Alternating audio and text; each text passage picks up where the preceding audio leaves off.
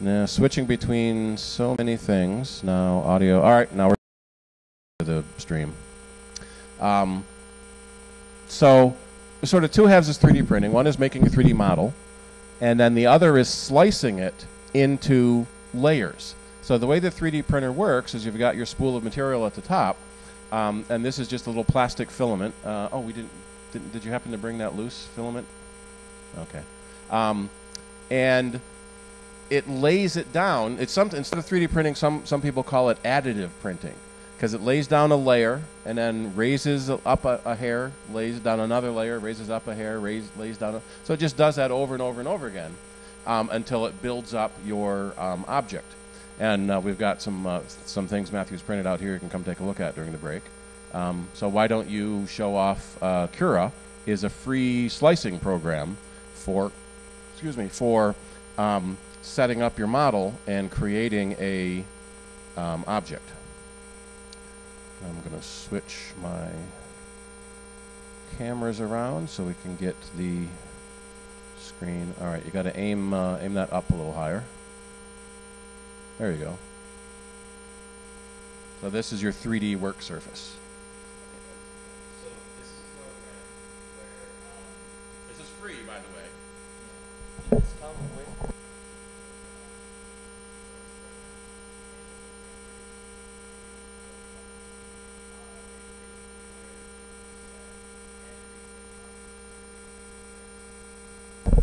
I'm loud enough on my own. Yeah, but you're not in the screen yet. All right.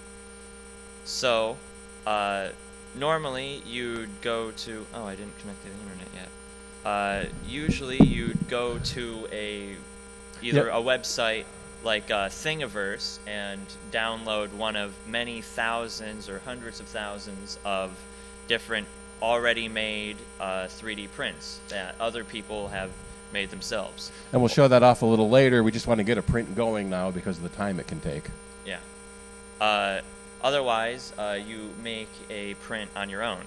I haven't done that yet, so I don't know how to do that. But I have a few objects loaded in from Thingiverse. So in this program, you have like this box. You set it up so that way the box is connected to the printer size and all the dimensions, so that way you can put your object in and size it to what the actual space of your printer is. So that shows you your 3D printable area. Yeah. And obviously if you go over it, then, well, one, you can't print, and if you could print, then the object would come out weird and halfway off the printing board.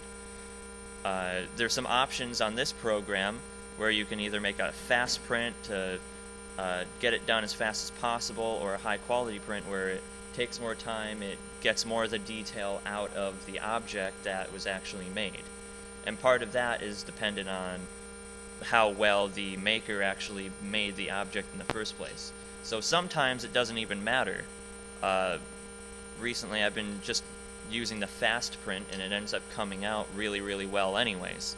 And it shortens the time to print things by sometimes 12 hours. The printing time on this is very dependent on the size of the object you make and all of that. So, yeah.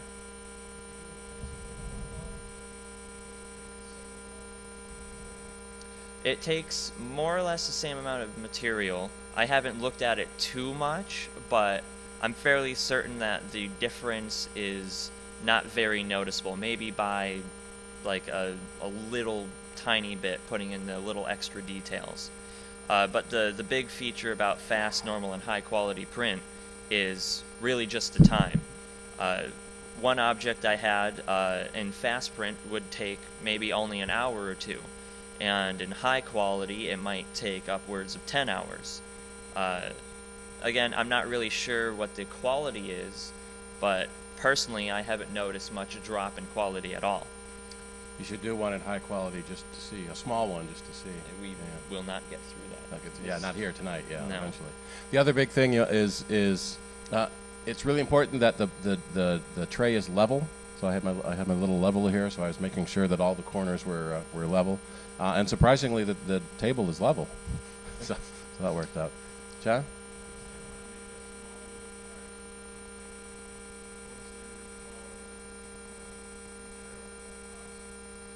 It'll tell you. So when he brings a model up, it's going to tell you. Yeah, it will. It'll come up. Not the price, not with this program, though you could probably calculate that. It'll show you the amount of material you need, and then you know how much you paid for it when you bought it. Yeah, I think. What do you say these rolls come in like a kilogram worth of print or something? Is it 2 kilos for $30? I think it was. Yeah. Something like that. So, yeah.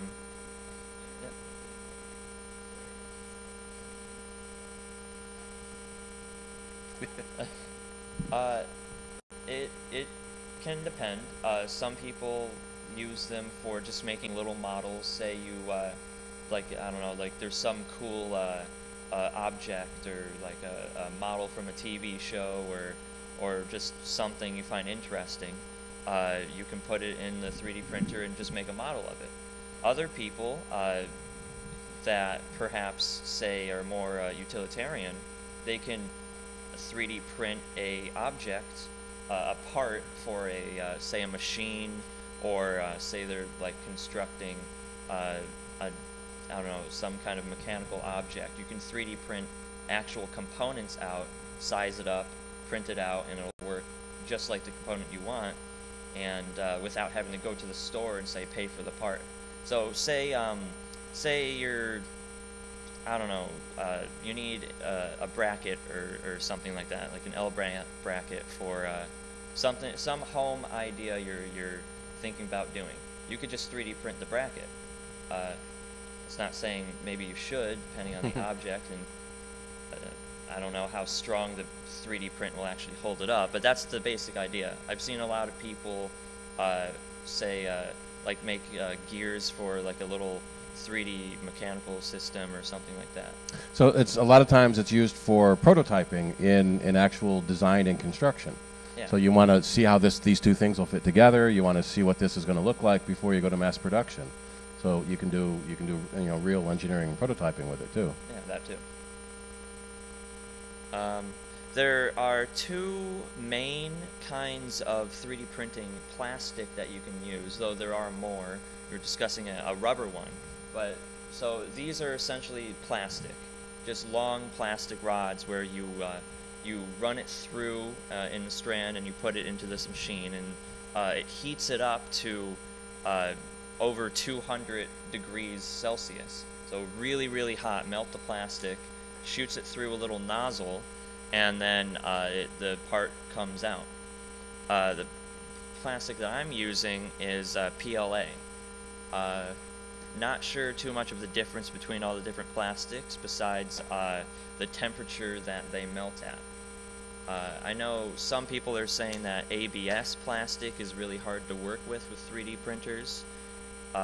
They, I think, run at colder temperatures and they perform a little bit less than, say, PLA. Other types of materials. It's a little more durable, yeah. But usually you start with PLA to get your concept down before you go to something more durable. Yeah. Or, like I said before, rubber. There's some kind of plastic rubber filament you can make, so that way you can, say, make a rubber ball. Haven't gotten any of that, haven't tried it yet, though it sounds cool. And then the last option on here is print support structure.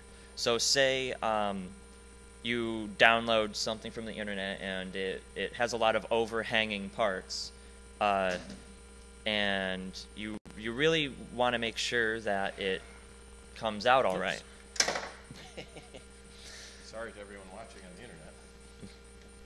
So you would press the print support structure, so then the print will make a very cheap kind of plastic support structure, a very minimal plastic. It'll raise it up on every level, like how it prints, and eventually get to the point where it will connect to what it needs to connect on that overhang part. so that way the plastic won't actually, say, fall off, or say if there's like a certain shape that doesn't run with the rest of the print, you can have the support structure start printing it on the support, and then eventually connect it to the rest of the part. And it will show you on your diagram what those support structures look like. Yes. So I have an object downloaded. I have a folder full of parts, my 3D prints. You usually start your 3D prints in an STL file format, just the rough data format that you'd get it on. So you take the STL, and then you'd run it into, say, the program, and then from there, so this is part of a TIE fighter from Star Wars. From there, now you have the object. Ooh, I've never there. So you can move around and everything, and zoom in, though I don't have a mouse wheel at the moment to zoom in.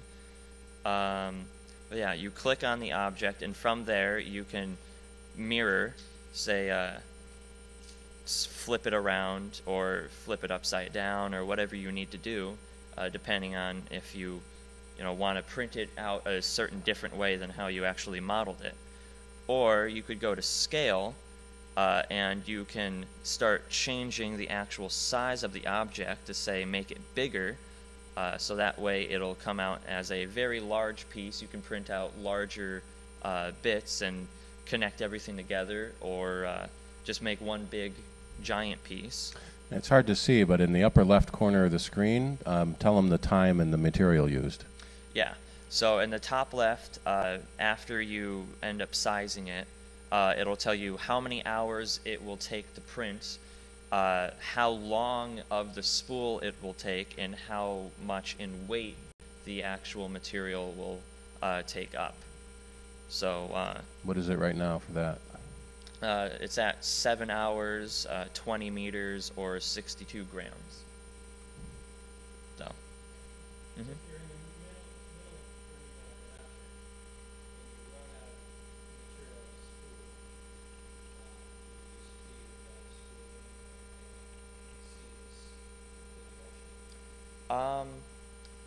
I'm unsure in terms of how far. At some point, you can't do that. But yeah, so say this whole spool was out. Say there was only like this much left.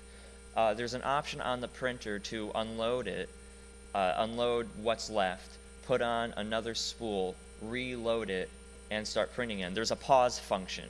There's a start, a pause. Settings, say the speed you want it to print at, the temperatures you want it to print at, and then stopping it entirely.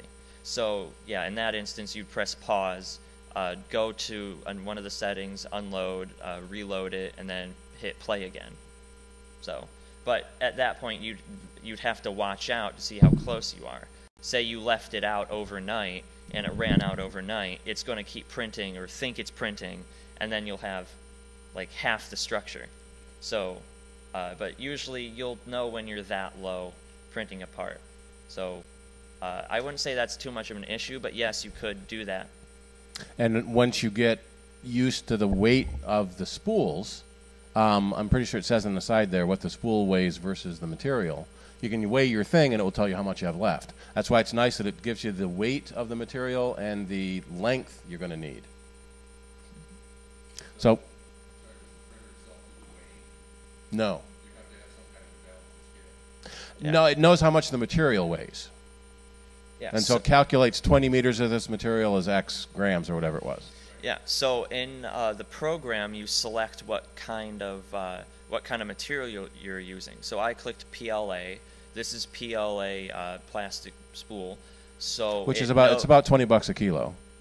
And if you buy more spools at once, it's less. Yeah. So you select it, it knows what it is, and it knows how much it weighs.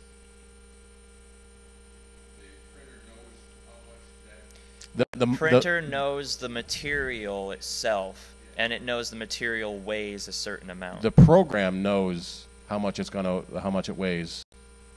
how much material is going to be needed and how much that material will weigh. Yeah.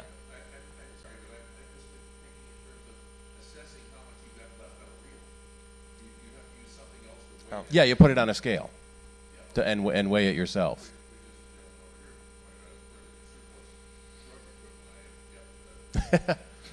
Or a postal scale, anything that goes up to a couple of kilos. Yeah. And everything is rated in kilos. Kitchen scale, yeah. So now make it smaller, and what's the difference in time? Yeah. So say we make it this small, which is really small, 16 minutes. And this is all on fast print. So say I turn it to high quality print, that 16 minutes now goes up to an hour for that tiny print. And then, say I change the scale again back up to roughly what it was before. Before it was 7 hours on the fast print. Now it's still thinking. It's loading. It's figuring out how high quality to make. Now it'll take 30 hours. So huge jump in time between fast print and high quality. But again, personally, I haven't noticed too much of a difference between high quality and fast yet. So, one of the things that Nick said he was going to use for his wife has a coffee shop at the public market, and they're going to make custom little coffee rings that you can put around napkins or on your bags. And so he can calculate. He's got those. He hasn't got his printer yet, but he's started buying the filament, and so he's got this giant spreadsheet put out on all the filament he's got, the colors he's got, the cost it's going to be, so he can calculate, how much this little thing is going to cost. And do they give it away as a tchotchke to customers, or do they sell them? And so it's basically anything you can think of wanting to print. You can have a physical object now out of it. In that instance, you could just 3D print your mugs that you give to people. But then you would have to use a higher quality, food grade, heat resistant material. Yeah. Yeah. But you could make like a cup holder with your logo, your company logo on it, and pass that out as a tchotchke.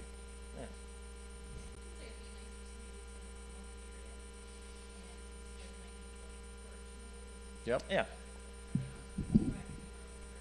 Yeah. Yeah. They have a 3D printer on the space station. The trade-off, so you have to, when you take stuff to orbit, it's the mass of the thing you're lifting. So if I need a wrench, does it make more sense to just send them a wrench, or to send them the material to make a wrench? And so eventually, over time, they've used some of their mass allowances to assemble a 3D printer. So now, if they don't have this wrench they need, they don't have to wait months for the next supply mission. They can print their own. I think their 3D printer also allows you to melt the plastic down back into its form to reprint it again. So that way, say you haven't used this tool in a long time, just put it back in the machine and make a new one. Yep. Yeah. I don't believe so. Not sure on that. He would know. The final option in terms of the objects on this is the rotate function. So you can rotate the object many different ways, 3-axis. So and however you want to actually print it around. So now instead of being flat against the ground, it's like it's figure skating or something. All right. So that way. So the food grade filament is called PETG, and if you're a chemist, you'll polyethylene something something something something.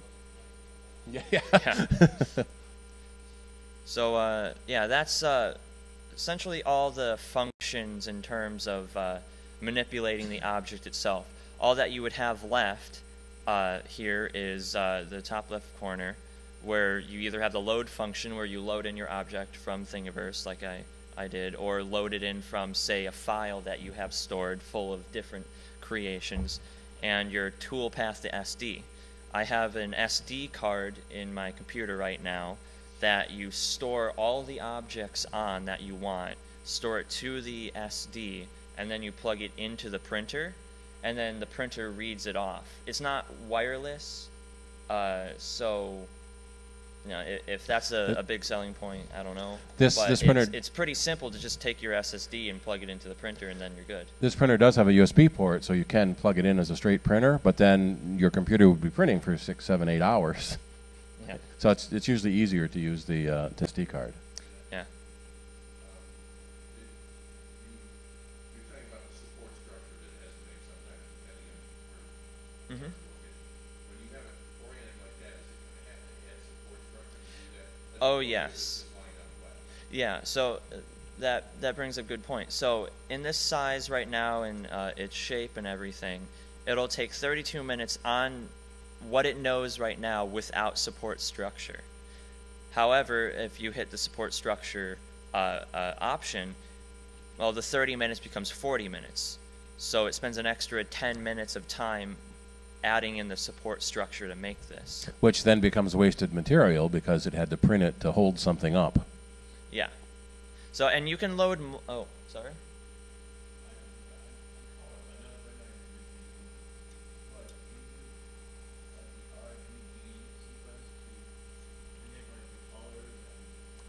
There's many different color filaments. But this specific printer is one color at a time. Yeah. There Other printers can print multiple colors at a time. Yeah, there are full color 3D printers also. Yeah, add a comma, maybe at least one.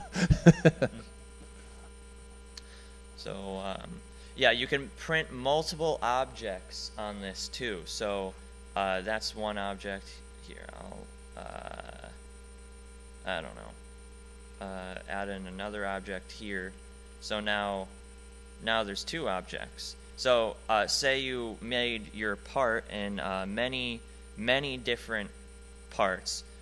You can load all of them in at once if you wanted to, and print everything at the same time, or split it into different parts so that way you can make each part as big as possible.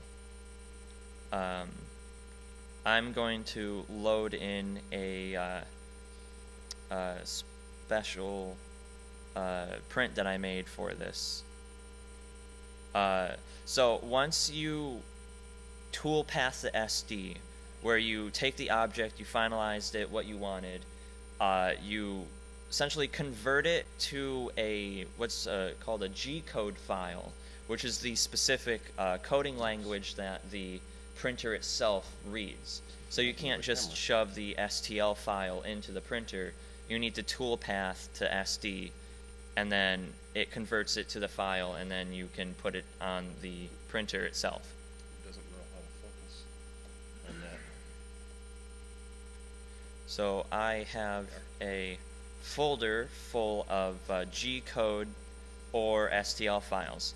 So that way I can separate between objects that say already worked or objects I've already done, and objects that say I may just want to resize and try again. So I'm going to select this one, and you don't need to do this. I'm just doing this to show sort of what the 3D printer is visualizing. So this is an ATST, Star Wars, that I'm going to make. This is going to take about an hour, hour and a half, so it should be done by the end of the meeting, and it'll end up looking really, really cool. So on this, the 3D printer, it knows it's going to take 414 layers of print to make this object. And you can spin it around, see what it is. All the red is the actual object that you want to make. All this blue here is all the support structure. There's always going to be blue on the bottom. The 3D printer always makes a base to print off of and then starts printing the object. So the first 5 to 10 layers is just a base. But the rest of this, like on the foot here, that's all the support structure. So see how the leg overhangs this. And again, say if you're worried that the 3D print may deform because it's too much of an angle for the 3D printer to actually print on, you have the support structure. So that way it can hold itself up and make sure that it comes out all right. Though, however, that does add to the overall print time. Though I'd say that's most likely worth it to make sure that your print comes out the way you want. The worst thing you can do is, say, have a 20, 30 hour project that, 3D print that you make, only to find out at the end that it didn't come out right at all, and now you have to try again. You wasted all the 3D print material, and it's just annoying and a hassle to try and do it again. Yeah? The support structure is a very, I don't want to say flimsy, but like a very light layer of 3D print. So it generally pops off really easily. Personally, I have a, pliers that I just take to the 3D, the support structure and just twist it off, and it just pops right off. You may need to do a little sanding to it since technically it was still attached, but for the most part it ends up looking pretty much all right. Yep. Yeah, like that. So connected, trim but the pretty flash. easy to come off. All right. So then comes the next part. So you know how long it's going to take, how much material it's going to take. You know what the printer thinks it's going to look like and what it's going to try and make it as. All the layers it's going to take it, the speed it's going to take it, all these different functions. So now you can actually plug it into the printer. So I'm just going to exit out of this, take the SD card, and I am going to put it into the side of the 3D printer here. And now, Watch the cable on the platen. and now the 3D printer knows that, Nope, up a little. oh, up a little? Alright. So now the 3D printer knows that it has something to print. It doesn't have an internal hard drive or anything, so it relies everything off of the SD card. So the way you'd start off the 3D printer, well, one, you'd make sure that the spool is loaded into it. Again, there's a specific function for that. This is a touch screen, so I can just poke on what I need and it'll send me to where I need it to go. This screen has like language, factory settings, motor. Really what you'd use this for this specific 3D printer is to make sure that it is home. So then I press the home, it will now make sure that it is centered and where it needs to be. It generally does it on its own, but I do that just in case. So that was system, then here's the tool setting. This, you have your preheat, move, cool down, level, filament. And we've been preheating it since it came in, right? No. No, you didn't preheat. It doesn't take long to do Oh. that though. So say you need to work on the 3D printer, you can press the move and you can individually start moving manually the printer. So say you need to get to the nozzle, I'm just pressing up on the Z axis, so then it will come up and do that, or make it go down, or move the tray there. I'm just gonna go back, press home, and it fixes itself. The main thing that you need to do on this screen would be level. Make sure that the printer base is level, because the base itself is held up by 4 different springs, and you manually adjust those springs so that way the bed is completely flat against the surface you have. Otherwise, say one side of the base will be flat against the base and the other half will be lifted up and won't even touch the bottom of the base. So then it won't even print right because it's not touching anything. It's not printing on anything. It's just floating in midair. That usually takes probably the first few days to make sure you have everything perfectly calibrated. The other thing that you're going to use it for is preheat. So on this screen, I get to choose between ABS plastic and the PLA plastic. And this particular model can do a dozen different formats of material, including woods and PET and other fibers. Yeah. So you'd load that on the program with the SD card. Again, the main difference between the plastics is the temperature and the strength of itself. So this is PLA. I'll hit PLA. It's going to jump up. So at the bottom of the screen, it will show the temperature it's at now and the temperature it's going to be at, as well as the bed. The bed is also heated up. So now that the machine is starting to heat up, ready to melt the plastic, go back. Now you can go to print, and on this, from your SD card, you can load in all your different objects that you want. So I have a bunch of objects here. I'm going to print this one. So now it's going to get ready to print this object. It's going to start as soon as it's heated up. Though if you want, you can press this the deb function here, which then you can manually adjust the speed at which it will print at. So right now it's at 100%. It'll print as fast as it can. However, you may want to lower that, because on some objects or sometimes it may be printing too fast on the object and come out wrong at some point. If it has like thin fiddly bits, sometimes printing slower is better. Yeah. So I generally keep it around 80% to 90%, and that seems to come out all right. I've noticed 100% is maybe just a little too fast, so I'm going to lower it down to say 90%.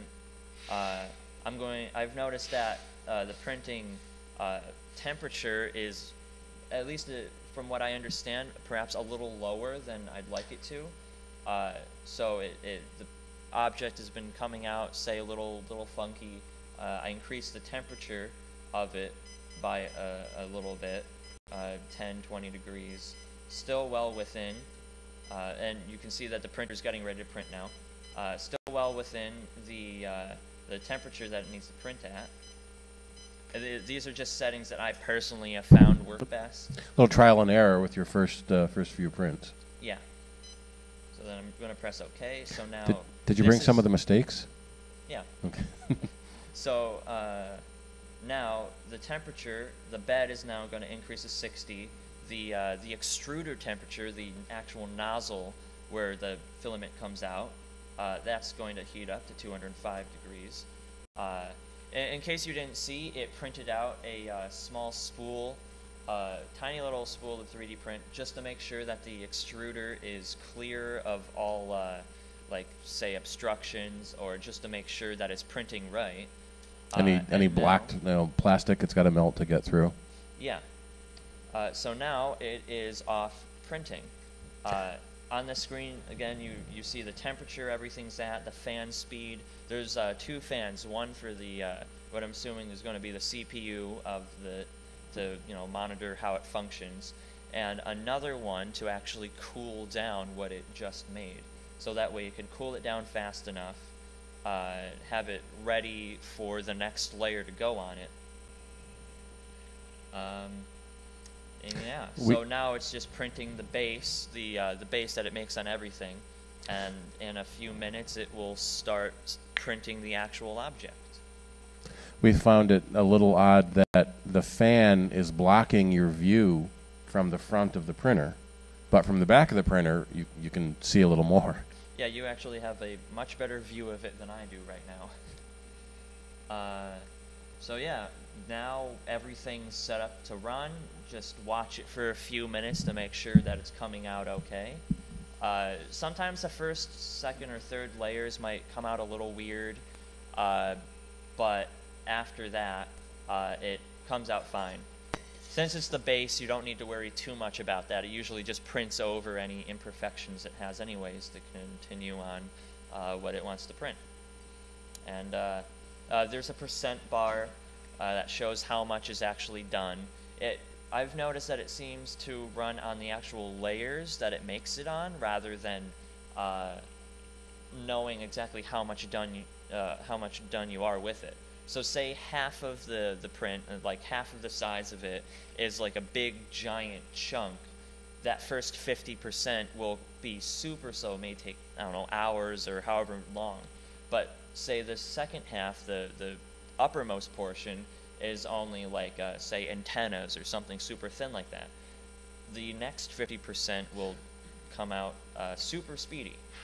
So the percent feature on this, and I'm going to assume on most other printers, except maybe the higher quality ones, or like the ones that are in the thousands of dollars range, are maybe a little better in that regard. But in the end, you can see the object and how done it is.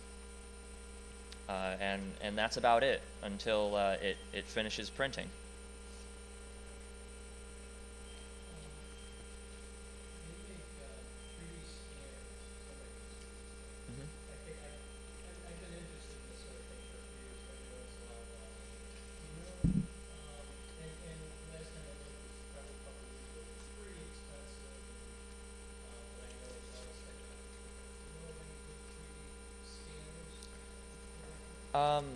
No, not personally. I've only had this for, I don't know, 2 weeks. Christmas present, so I don't know everything about it. Though I think I have heard of people just taking regular prints or regular pictures and managing to put it into some program and doing it like that. So I'm not sure if it takes a special camera or just a special program to do that. Though I would assume that for that it doesn't necessarily matter about the printer that you get, simply the program and how much that costs to actually make what you want to make.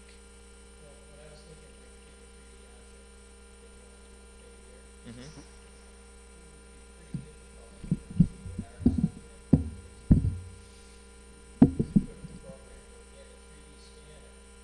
Yeah. Yeah. If you have an Xbox Connect on your game station, there's a $95 program that turns it into a 3D scanner, because it already is. So I just Googled some 3D scanners. $100 app. So it looks like there's quite a few inexpensive 3D scanners available now.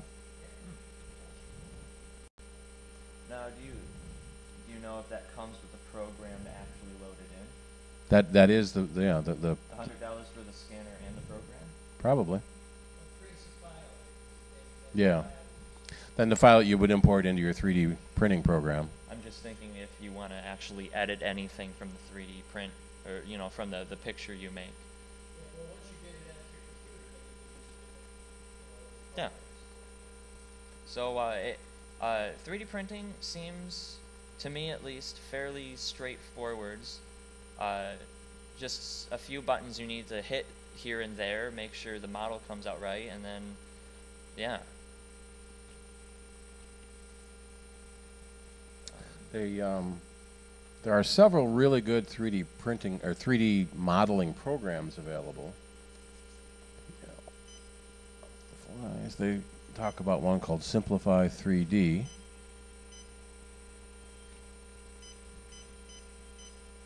That's specifically designed for 3D printers. Here we go. Pricing. $150, which isn't bad for 3D modeling software. There was a free one I remember reading about, but I don't remember what it was. Yeah, one of the things that I need to look at, because I don't know yet, if I can actually take a full object, a full model of something, split it into pieces, so that way I can make it better. The answer is yes, that exists. I just need to look at that specifically. Yeah, Blender is kind of the top of the line one from what I remember. Yeah. Ooh. Open source and free. Oops. Sorry, good. Yep. For an example, I'm just going to hit the pause button right now to see that it pauses. It's going to finish sort of the function that's following at the very moment before it stops. So there it is. I press pause. It's going to center itself back at the origin point. Now I can just press continue and it'll go back. So going back to that point of, say, you don't think you're going to have enough print. When you see it come off the spool and almost going to run out, yeah. Yeah. So it's as easy as that. Just pause button, load it in, and continue. It would also theoretically let you change color in the middle of a print. It wouldn't be able to mix the colors, but you could change a color in the middle. Yeah.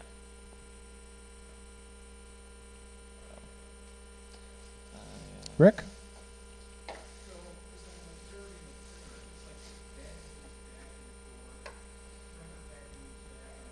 Yep.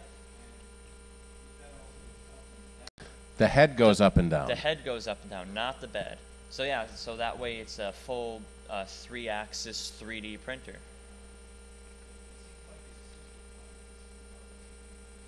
Yeah. It just has 2 moving pieces.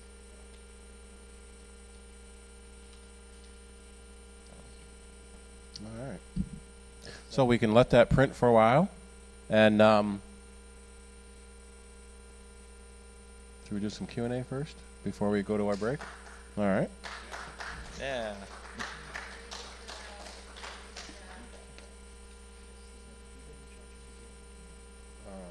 Needed it. I didn't think so. All right, so let's switch over, do a little bit of... Yeah, SketchUp used to be from Google. Used to be free. I think they're now charging nominal for it. It's more for architectural design, so you can do landscapes and houses and things like that. Maya is probably the king. Autodesk Maya, it's like $5,000. Do you still, Matthew? Do you still have your student version of Maya that you had last year? There's a free student version that they allow schools to use in engineering classes. So they sucker you into liking it, knowing it, and so you have to buy the $5,000 version when you get out in the real world.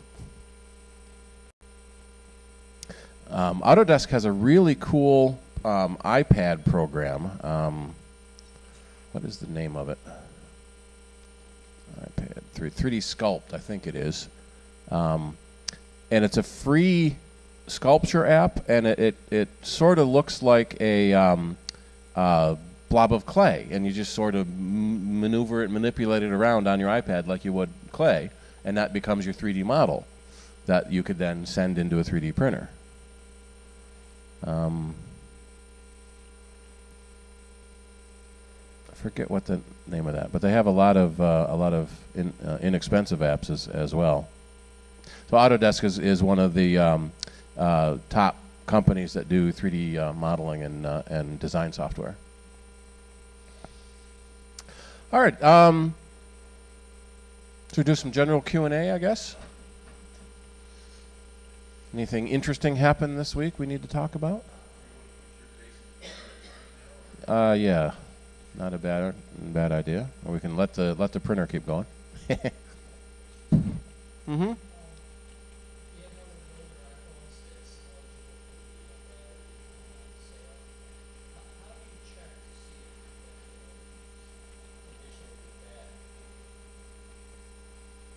All right. Let me hit a couple of buttons here.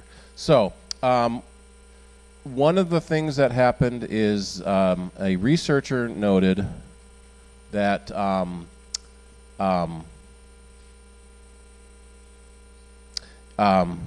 yes, old I can't think again. Older phones tended to get slower as they wear out, basically. And what he was able to find by running different benchmarking software on it is that Apple was intentionally slowing down older phones when the battery got weak. And this came out in System 10.2 last year. And the fix at the time that everybody was happy about is that while you were using your phone and you opened a heavy app or started running a game or something, the phone would just shut off. And that was because it started drawing too much power and shut down. So Apple, with System 10.2, put in this fix where they slow the processor down so it doesn't demand as much from the battery, so the battery can keep going. And now people are mad that Apple slowed the processor down. So you have the choice of slowing your phone down or turning off because the battery's weak.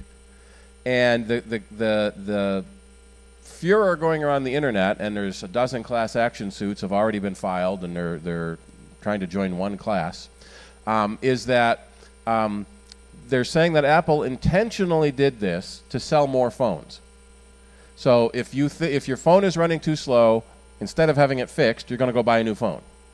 Instead of even having it looked at to see why it's running slow, you're just going to buy a new phone, and that doesn't make much sense to me. So what happened is Apple put out this notice to customers, and it's all about how batteries age and the chemistry of batteries. And one of the things that is a little misleading, and they say they're going to fix, is the battery percentage indicator on your device changes. So 100% when you get your device new could be 5 or 6 hours or more. As the battery wears out and the chemistry wears out, literally wears out, 100% might be 10 minutes. So it's a little misleading that you have a percent of charge. There's another rating called charge capacity, and I don't have mine loaded. For the Mac, there's a program called Coconut Battery that will tell you your charge capacity. In system preferences or system information, there's a way to see what your charge capacity is. On the phone, there's some third-party programs that do tell you your charge capacity versus your charge. So right now, I have 6,400 milliamp hours of charge left, and my full charge capacity is 6,500. So this computer is fairly new, so that the 100% battery is still full expected battery life. As the battery age, and I've only done 24 cycles on the battery as well, and a cycle is a complete discharge to complete charge. Cycle count, it will do half cycles, so if your battery is down to 50% and you charge it, that's half a cycle. Generally speaking, batteries are rated for about 1,000 charge cycles at 80% capacity, which generally is 4 or 5 years, about the time you've given the phone to somebody else and it's not your problem anymore. So on the iPhone, you don't see this charge capacity information. So 100% could be 10 minutes, and then you open a game and suddenly there's not enough power, so it shuts down. So that's why Apple slowed the phones down. Because of the furor on the internet, Apple has lowered the price of a battery replacement. It used to be a battery replacement was about $80, and they have lowered that to $30 if you have an iPhone 6 or later. So that's the 6, the 6S, the 6 Plus, the 6S Plus, and the SE, which is later. Technically, it includes the 7, but the 7s aren't that old yet, so you probably aren't including running into the problem. It does not include the 5S or 5, and some people are mad about that. Our own Dennis tweeted about that the 5S should be included because that can also run OS 10 and OS 11. So it slows your phone down, so it doesn't drain doesn't shut off because the battery's weak. If you have a 5S, you probably need a new phone anyway. That's what, 6 generations old now. Yeah, and just plug it in all day long. You might have to charge it 2 or 3 times a day. So basically, what it used to be is you'd have to take your phone into either an Apple store or an Apple service provider like us at Mac Ave, and they would run a test on your phone, and it would say if the battery was consumed or not. When the battery is consumed, then you're eligible for the battery replacement. They have lowered that requirement now, so even if your battery passes testing, you can still get it replaced for the $29. And we've done about 15 phones in the last week and a half. To see the charge capacity and to see the other things, it's a service tool that I have here. If you're interested, we can run it on your phone, and it will tell us the charge capacity, and that will let you know if the phone is running slow because the battery is weak. It'll also tell us if there are runaway applications, because that's the other thing that can happen. If you have a runaway application, like Facebook was a big problem, Skype was a big problem. It's running in the background, waiting for a message to come in or waiting for a phone call. That can eat up your battery, and so Apple's battery test can look at that as well. In the Apple letter, yeah, here it is. At the end of the letter, they also say something about, an iOS update will give you more visibility into the health of your battery. So I'm guessing it's going to show the user your cycle count and your full charge capacity, and to see how much that was. You want to read your serial number? And we can just run a check right now. You have to join the Wi-Fi. Rick.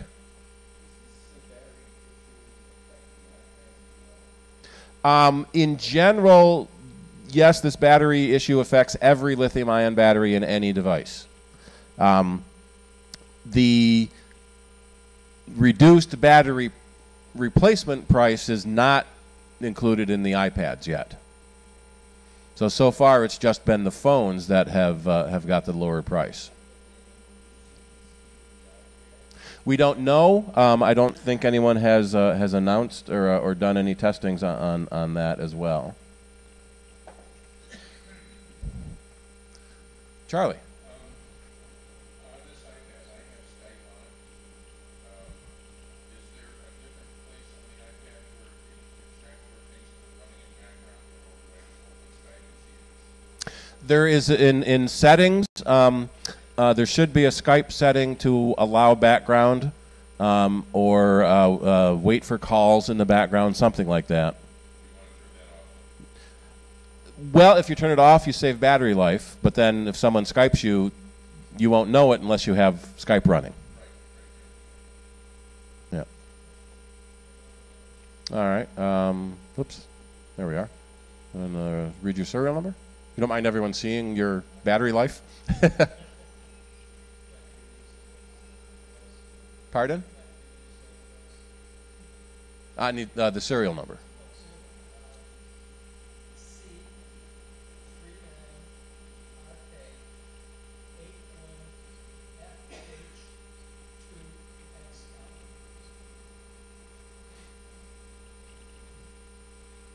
All right, actually, I just need to go into here. Didn't need my full page, I just needed that page.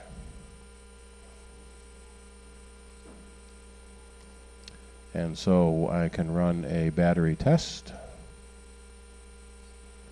Now go to Settings, Privacy, Analytics. So actually this is something you can do over the phone because it's a test that's run on the phone over the internet. Scintillating video. Settings, Privacy, and then Analytics.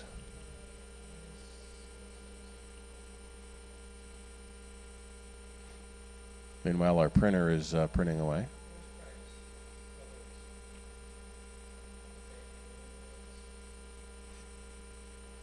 And there should be a line that says Start Diagnostic Session.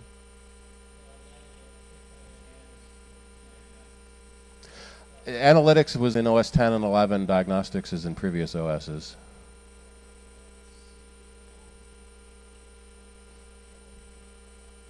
You're in and it should be Start Diagnostic Session. Yep. Then you have to agree to let Apple look at the phone.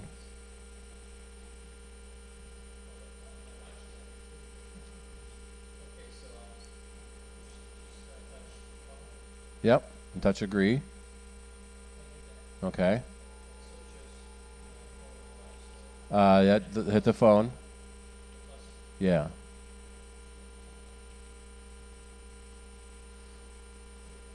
And now my screen, yep, so now my screen is telling your phone to run some tests. All right, you haven't backed up your phone in a while. So it brings up our long-time plea, back up your devices. If you lost everything on your phone, would you cry? Your photos, your appointments, your contacts. So you can back up to iCloud automatically. But if you have a lot of data on your phone, it may exceed the 5 gigabytes of free iCloud space. 99 cents gives you 50 gigabytes, 99 cents a month, and a lot of people like that plan. There's a class action suit. Someone complaining that Apple is forcing you to buy extra cloud space by only giving you 5 gigs free. But you don't have to back up to the cloud. You can back up to your computer if you want. The monthly payment is automatically deducted from the credit card on your Apple ID.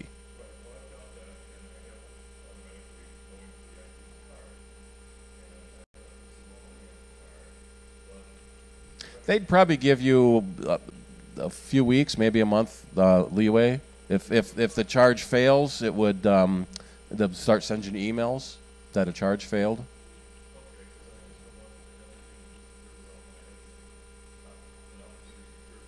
Right. Yeah, there'll be an opportunity, yeah. So, George, your battery has 536 cycles on it, and it's still at 95% full capacity. And so it's well up into the green. So the battery is still okay. The lowered price for battery replacements is currently effective until December. They may extend it beyond that when December comes. So what we told a lot of people is, unless you're having battery life issues now, don't replace it yet. You know, wait until you start doing it.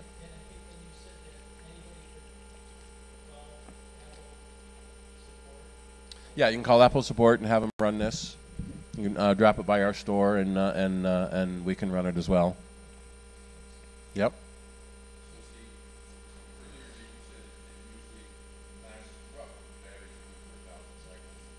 A 1,000 cycles at 80%. Yeah. Right. Yeah, he's got 500 cycles, and he's only down 5%. And even then, 80% full charge capacity is still quite a lot. We had a computer in the store today that had 1,600 cycles on it. We had another one that was at 6% full charge capacity. So we've been doing a lot of batteries this week.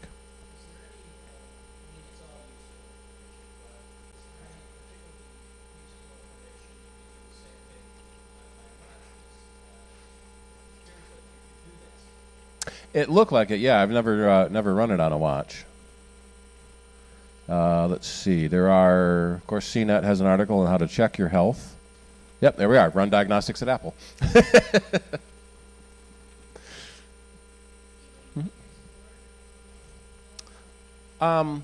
Yeah, I work at a independent Apple retailer. Our company's Mac Ave.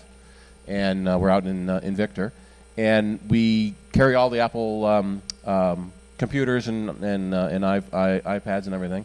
But we also do warranty service, and we do out-of-warranty service. One of the things we find from Apple is they have different classifications of computers. You get 1-year warranty standard when you buy a device. You can get Apple Care extended warranty that gives you 2 years on a phone or an iPad, or 3 years on a computer. After 3 years, you can't buy another Apple Care. They kind of intend that you trade up to a new computer then. when a device is more than 5 years old, it becomes vintage, and when it becomes more than 8 years old, it's classified as obsolete. And from us in the service industry, when a device becomes vintage, Apple no longer sells service parts, and they really would like you to buy a new computer then. But we can still access some third-party service parts for older computers, especially what is it now? The 13-inch 2012 MacBooks. They are technically 6 years old now, but because they were sold for so long, they haven't been marked vintage yet. And a lot of people, it's an i5 processor, and you can still upgrade the RAM yourself through service. So the RAM can be upgraded. You can upgrade the hard drive. It was the last sort of real upgradable computer Apple made before they went to the Retina models, which are very difficult, if not impossible, to upgrade any. So once you outgrow it, you end up buying a new machine. With the older models, you can add more memory, you can put a bigger hard drive in it, you can switch from a hard drive to a solid-state drive, and the i5 processor or i7 processor is still pretty zippy. So a lot of people keep those running for a long time because they're still upgradable. And we can handle a lot of those out-of-warranty repairs as well. George? Mm-hmm.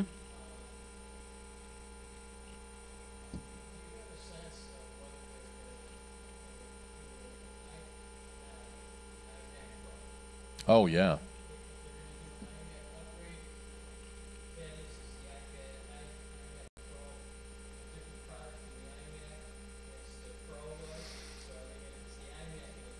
Yeah. So Apple in December officially started shipping the iMac Pro, and there have been hands-on reviews from several developers. And it was interesting. They seeded iMac Pros to software developers and to YouTubers, and one guy was showing how he was cutting 8K video on it, and it's seamless, and it's sort of interesting how Apple is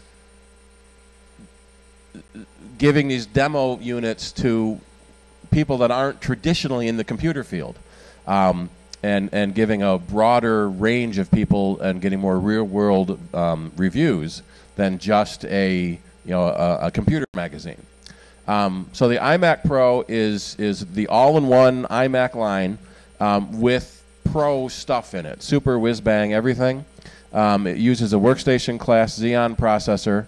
The standard model is 8 cores, but you can get up to 18 cores, and it's $5,000. 8-core model, 1 terabyte SSD storage, and 32 gigs of RAM. There are 2 different graphics cards available. You can go to 128 gigs of RAM, 4 terabyte storage drive. So it's designed for Hollywood type people. And the number of cores depends on the software you're using. So some people may not need as many cores. They may need more RAM.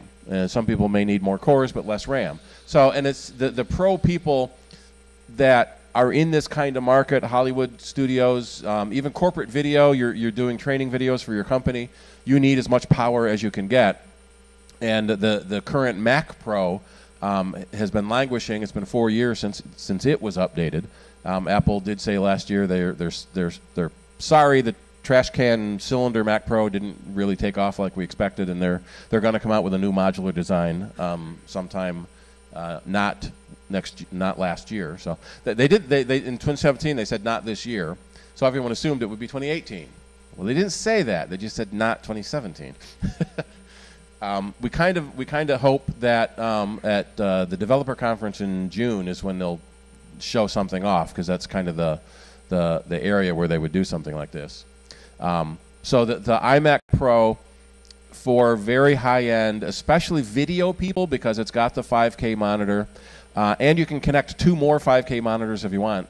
And so a lot of designers use 2 monitors, and then two side monitors for extra tools. When Apple announced this in last June, and said it had the capability of all the extra stuff, people were looking at what it might cost to upgrade and to max it out. So we always want to joke about maxing it out. And they were estimating $17,000 to $18,000 to max out an iMac. Turns out it's only 13, so we're happier. So what's interesting is looking at the price increases. So to go from the 8-core model to an 18-core model is $2,400 just for the processor. And if you went to Intel and wanted to buy a single processor, the processor alone is probably $3,500. But you're basically trading in your 8-core for a 18-core. 128 gigs of RAM, it's another $2,400. There's a pattern here. We go to a 4 terabyte SSD, that's $2,800. And what we actually found now that we see the service manuals, the RAM is on sockets and can be upgraded, but it's not user upgradable. So the current 27-inch iMac has a door on the back where you can upgrade the RAM yourself. The new model does not. It has to be done by a service center and taken apart. So get it with as much RAM as you think you might need, because upgrading it is a pain. The storage drive is actually 2 drives rated. And that was one of the big things we noticed, because a 4 terabyte SSD was like $5,000 by itself. But if it's 2 2s put together in a RAID, you get the speed of the RAID, and it's cheaper. 2 2s is cheaper than 1 4. So that's $2,800. We might as well put the Super Whiz-Bang video card in it too. The big thing about it is the space gray. So it is a different color. It's gray, not silver. And by putting everything in, we're at $13,200. There is a VESA mount, so you can put it on an arm or a wall mount. A little annoyingly, the VESA mount is user installable. That used to be only dealer installable for some of the models, and then you had to buy it ahead of time and couldn't add it later on some of the models. But it comes with a space gray mouse and keyboard. You can also get the space gray trackpad. And what Apple has currently said is the space gray mouse and keyboard will not be available for purchase separately. So there's a lot of jokes about people who are going to buy the iMac Pro just because it's a new color, just because they can get the space gray. But that does, going back to your original question, that does bring in the possibility that Apple is going to upgrade. Well, we know Apple is going to upgrade the iMac eventually. And Mac Rumors has an interesting buyer's guide where it tells you how long ago something was upgraded. So the iMac Pro just came out 27 days ago. So it's probably not going to be updated anytime soon, so go ahead and buy it. The regular iMac has been 219 days since it was last upgraded. On average, it was 371 days. So it's kind of neutral. If you need one, get it. If you can wait, it might be worth waiting a few months to see what's going to happen. Either a spring announcement, which has sometimes happened, or at WWDC. So the speculation is right now it's using the Kaby Lake processors. It might get upgraded to Coffee Lake, Intel's next generation of processor. More, faster I/O, faster RAM, typical bigger, better, faster stuff. The big speculation is, will they come out with a gray version? So the problem there, and I don't think they're going to come out with a space gray version, because then it would be confused for an iMac Pro. There might be a different color that's not silver. But if you remember the old white MacBook days, there was a black MacBook that was $100 more just for the black. And people bought it just for the black because it was a different color. And the irony was, a few generations earlier, they were black. So we've had silver iMac since 2007. That's when they went to silver. And so now that we've got a new color, everyone wants that new color.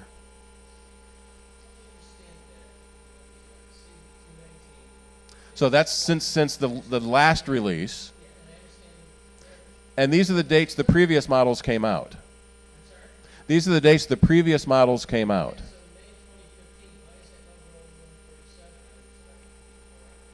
Because the previous one was October. Right. Yeah.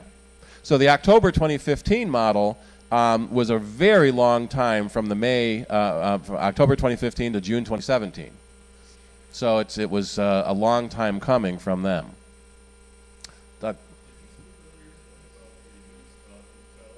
Not yet. We're going to cover that after the break.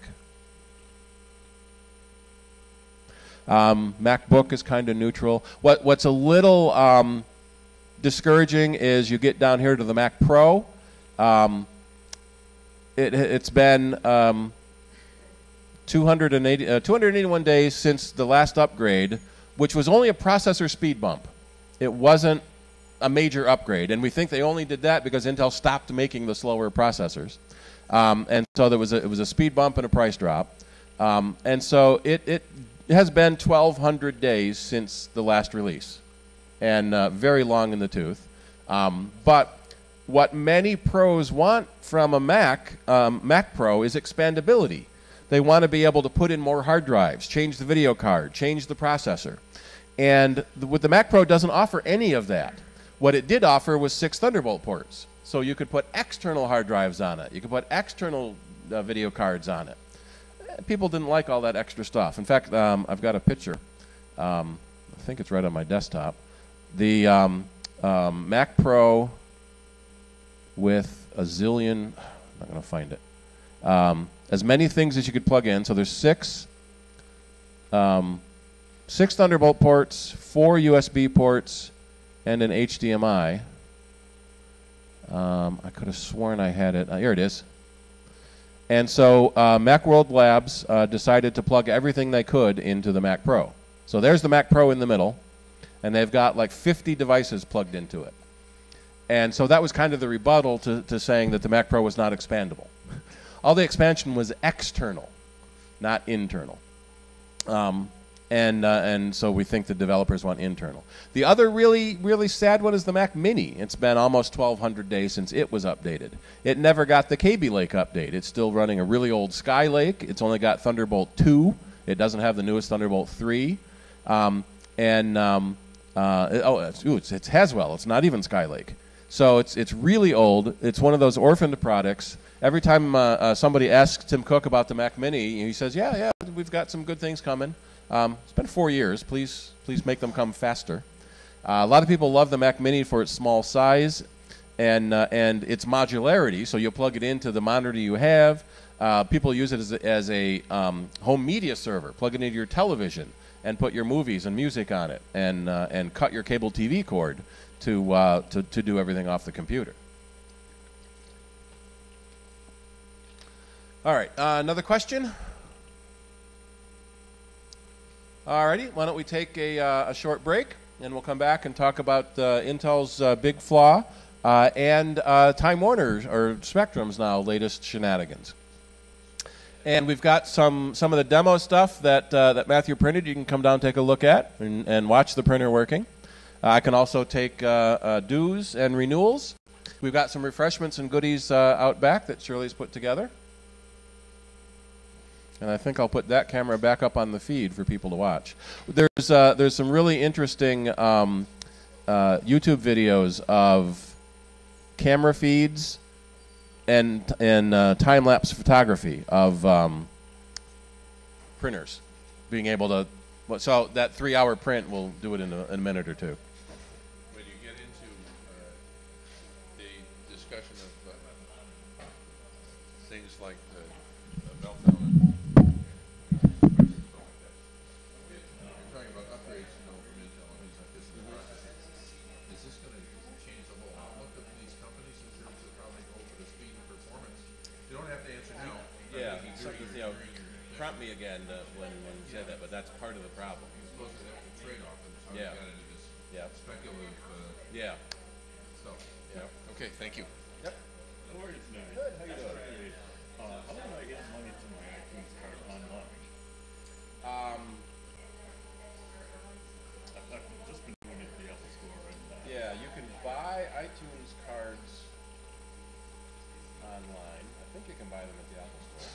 well, I think I bought one, but they just give money to it when I get a $20 bill. Or no, I have Yeah. to do it by a card, I think. Well, you can buy. They don't do cash there. Yeah. iTunes gift card. You can buy a gift card online. So one of the things this might be a good question for the crowd. Oh. Apple has 2 types of gift cards. There's the electronic stores, iTunes, App Store, Music Store, Bookstore, and then there's the physical store cards. The physical store, I'm not going to find it because I did iTunes. The physical store cards can only be used in the physical store. And the electronic store cards can only be used in the electronic store. But what I was able to do once, because I got a physical Apple card for a gift, I went to the Apple store and bought electronic cards. That's what I really wanted. So you can buy gift cards as a gift, and they get emailed to someone. Or you can redeem a gift and then get a physical card at even Wegmans and whatnot. And then in your App Store, on your device, there's a redeem button, and you type in the code number on the back of the card. Now, be very careful. Don't buy cards at like eBay or if you buy them from Amazon, make sure they're coming from Amazon, because there's a big scam where people will buy a card, use it, drain the money off of it, and then sell it. Here, $100 card for only $50. Then they got your $50 and disappear. Well, the reason I bought the iTunes thing account in the first place was I did not want to have my charge cards debited directly, because how do I know that there's an overdraw? Right. And there's a problem with kids who end up either get your password. There's a new thing now where mommy's sleeping and the kid touches her thumb to the phone and puts an order through. And if the kid has their own device, don't put a credit card on it, put a gift card, and they have to manage. Here's $20 gift card. You have to manage the money yourself, and that's part of your allowance. Should I do like iTunes.com and that'll bring up what I need to get into my credit card data? I don't know. I don't know if that might forward to Apple. But your Apple ID is a credit card. Yeah, but some people like putting an iTunes card on their Apple ID instead of a credit card, so that in case your password gets lost or your kids or something like that, it doesn't run up your whole credit card. It stops when the iTunes card is full. iTunes.com takes you to the iTunes software page.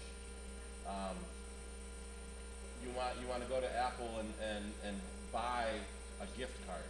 So there's a search, and you can go to a gift card. Yeah. And then there's two kinds. The Apple Store gift cards are for physical stuff, and the iTunes Store gift card are for electronic stuff. So for the cloud to debit card, you want the electronics card. Yep. Okay. I'll give it a try. Sure. Thank you. And if you want to talk about that, you want me to remind you? Yeah. We'll see how much time we have left. Yeah. If you don't remember, I will. Yep. Thank you. Okay, I have a suggestion. I want to get a new computer. Well, new to me, rather. Next month, I want to spend maybe $1,500, maybe up to $2,000 range. And I'd like to be able to use, I have a 32-inch VGA monitor right now, which I would love to be able to use, but not okay. But I want. Yeah. Just a cable adapter. We'll let you run it.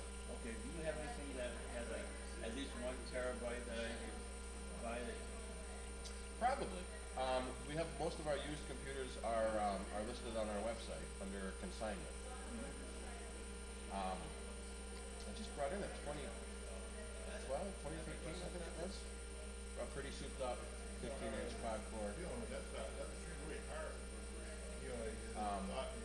Yes, we have them listed on our website. No, and, full plastic. on the It's pretty sturdy. in the shop too. That's what I was saying. Oh, that guy's. Something like the rubber built-in piece of that. Yeah. I think that's like Looking for a desktop or laptop? I haven't decided. You get more power out of a desktop. I know we have several it's the quad 1-to-1 scale i7 chest. desktops that came out of a print shop, so they were souped up. And Yoda. That's smart. Yeah. And I hook up my 32-inch screen on that. Yep. Perfect. Do you have disk drive tonight? Do they have disk drives? Most of the older ones do have CD drives, but if they don't, you can get an external drive.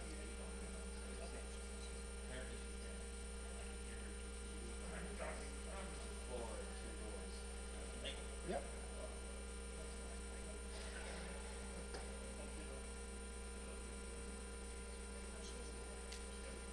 Really happy with how it came out. It came out perfect. That face hugger was really impressive. Did you? She taken a picture of it. Face hugger. Yeah, well, yes. You kept saying face hugger. No, that's the embryo. No, that's the chest burster. The chest burster. That comes out after the face hugger lays the egg. Face huggers. Did you print that or take a picture of that before you took all the support stuff off? There was almost no support. Really? Yeah, there was just, I think On the there might tail? have been one thing. No, there might, no. Actually, I don't think there was any support Yep. for this. It came out fine. Last time he was there. Yeah.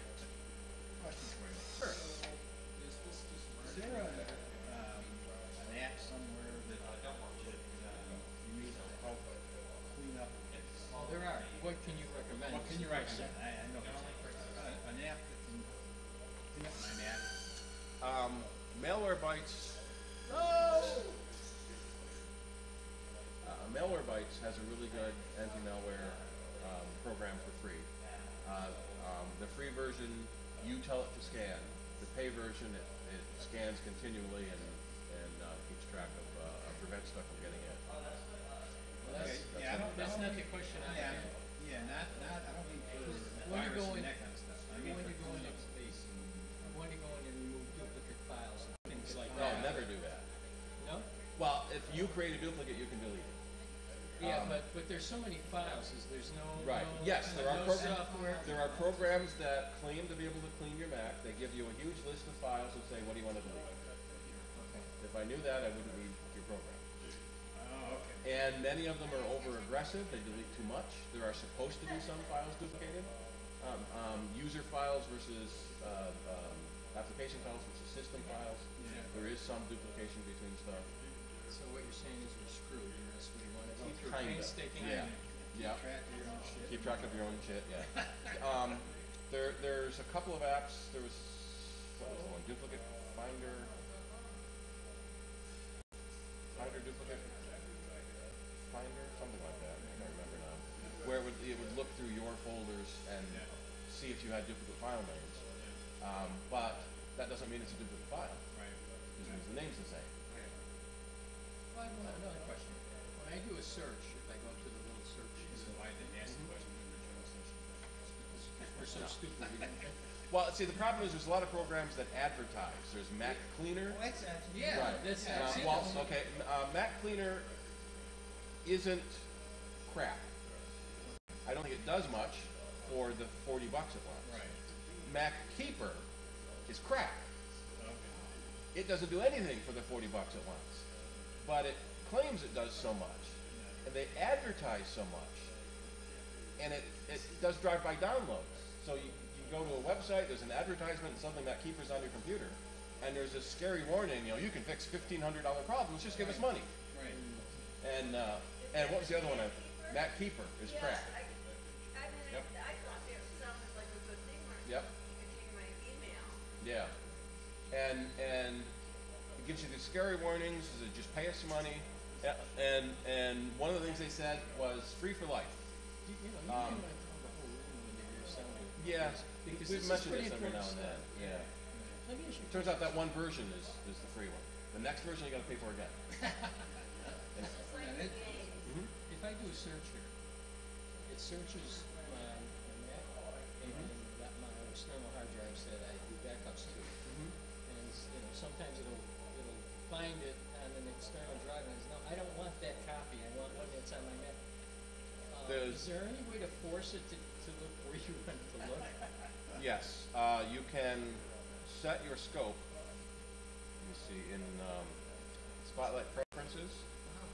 So Spotlight Preferences gives the order it finds things, or the entire Mac. Yeah, I do that, but sometimes when I do that, and I say search, all of the Mac or whatever, it defaults down to, let's see, what would it be? It won't let me, it wouldn't be all of the Mac, it would be some specific folder or something. Yeah, the And folder it- you're then in. it- then it Have any questions? defaults me What to are the you Mac. An ATST with the That's a Walker Finder Star preference. Wars. And Same thing, okay. Under advanced, yeah. So It's when only you at go like to search, 20% just map now, the 17%. current folder or what you searched So for. That's, hopefully it's done within the next hour. so that's the default of what it searches for. Everything else. Really, the big part that it No, needs but to I print think for what this is the I'm main saying base, is but that I would search after on- that it's just the skinny little legs. I would pick which folder from horizontal. Ideally under, is it on his side And or then it standing up? It Upside wouldn't down. search that, it would search the So whole the thing. legs and the head I'll have are to separated. double, I have to So, do it, I have that to go way, through and do it so I can ask. I don't know, it just comes out that Question just I'm cut trying on. to ask you. Yeah. But that depends on Yep. the model that you get it from. Again, I haven't found any program yet that I can use with a full object in hand, so those two instances. 09 27, first one that came out. Is that, can I go to the latest time that? I talked to the Apple store, they say, oh, maybe you should. So that's probably Yeah. It's probably only a Core 2, I didn't not a Core 5. Let me look up here. It just came out like that. It's pretty much everything how I want it. The first 27-inch? Yeah, There. because it came in Yeah, 09. in 09, yeah. November 09. So the standard model was a Core 2, but there was a Core 5 and 7 version. So the other major concern is how much memory you have. So if you go to the Apple menu and run this Mac, see how much memory you have. To run High Sierra, we're recommending at least 8 gigs. And many of those early machines came with 2 or 4. Now that model can go to 32 if you want to upgrade it. And it's got 4 slots. So it probably has 2 slots used and 2 slots empty. So you can add more memory to the empty slots. That won't make the processor any faster, but having more memory can make the whole computer feel faster because it doesn't have to swap out the disk anymore. And the other question is that with going to High Sierra, which Ready Friday, I don't use it that much anymore anyway. What OS you on now? I got 10, 3, whatever the latest 10 is. 1013 is High Sierra. Okay, I got the Sierra. Sierra 1012. We Haven't tried it yet, but We usually tell people to wait for the first major patch, which has come out, 10.13.2 is out. But we have been seeing a lot of problems applying that 10.13.2 upgrade. I've read somewhere, heard what people, so maybe I'm going to just Stay with 10.12 for now, yeah. Yeah, I'm not using it that much, I just do my paging and basic other stuff. Yeah. Since I Yep. have my iPad, just flying it around. it does all the Not other a battery stuff. though, but that's Yeah. not bad. You're not supposed to Happy with leave it. them And shut. you're not too far behind, so it's running the latest That's browsers with the what latest hurts the security batteries. patches. Yeah, so I'm not worried about it. Yep. Of course, then they come to think about it, you know, if I upgrade now, do I want to go to another big screen or do I go to a portable? Yeah. Well, what we see, I love the big screen. right, so we're seeing people get the iMac for the big screen and the power, and then the iPad is your portable. Yeah. And oftentimes you get upgrade both of those, and it's less than one big laptop. Yeah. Yeah, so I do like the 27 inch, especially when you're doing stuff and you put instructions up there. Yep. And everything is so big If I that you get can back see in it my all. genealogy, then I'll have room to put everything. Yeah. I do love the real estate. So let me guess, what it is that you don't like. So this is farther than we ever got with 3D printing. And with the first meeting, they couldn't get the printer to work. Right, I remember that. Yeah, it's The missing second meeting, there was also a problem. The third meeting, Skip showed off a lot of stuff he printed and his disability stuff. He was printing limbs for people. But we've actually got it printing something. It's structurally sound enough to be transported. So this the reason why it looks so That's, like well, that was the right 400 there. So I tried to figure it I had to upside hang down. out. So So I was going to buy the $200 that one. kind of hurt the overall. I can get the $400 one for free. Just the way the object is made is really made. I just don't have a use for it. Yeah. So all the legs either Yeah. like they came out bad like that, or they simply didn't print at You all. gotta go with whatever your interests are. And it's it's fun, and right now he's just playing with it, building things, but he wants to get into to engineering fields. That's where it's Yeah, gonna be. you have. In fact, he was using them at school long before we got one at home for prototyping these things he's building. Right. Yeah. What's really neat, and Matthew, I want to find a model with moving parts, because you can print things that move, Right. and when it's done printing, they move. Right. I saw like some gear box. Yeah, a gearbox that's just rotating gears. Well, even like an adjustable crescent wrench Right. with the spinny thing and the thing. It prints that, and it moves and works when it's done. I wanted to print myself a vice. Yeah, you can make a vise. I saw some videos talking about whether or not it's actually strong enough to do that, but it'd still be cool if I can. Well, it depends on what you want to hold in it. Yeah. Well, you got the sledgehammer, it probably won't work very well. Yeah.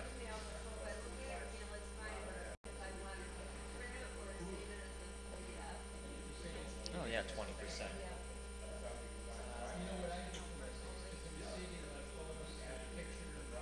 I'm not sure if this will be done by 10. But you I said it was think an it hour. will be, but it's at 20% now, and I forget when to put it in. Though half of it is just printing the little legs, so it shouldn't be that bad. I was gonna say, is the part that is printed so far, the thick, heavy part? Yeah. That, so in other words, like you were saying earlier, the other 80% maybe. Yeah, that's why you can't really look at the percent marker, because it's all done by hand. So, yeah, about halfway through that. The print is supposed to take about an hour. And I started not long ago. Is it the kind of situation where it's not completed, you can wash it, shut it off, take it home, and turn it on and back? No, I- I don't. I doubt it would work if you powered it off. Yeah. My other question is, you're talking about how important it is to be level. Yep. How about zero gravity on the space station? Ooh, different deal. Yeah. I think theirs is different from what this other setup is. I think they There's another- well- somehow make a mold. They 3D print a mold and then 3D print the object.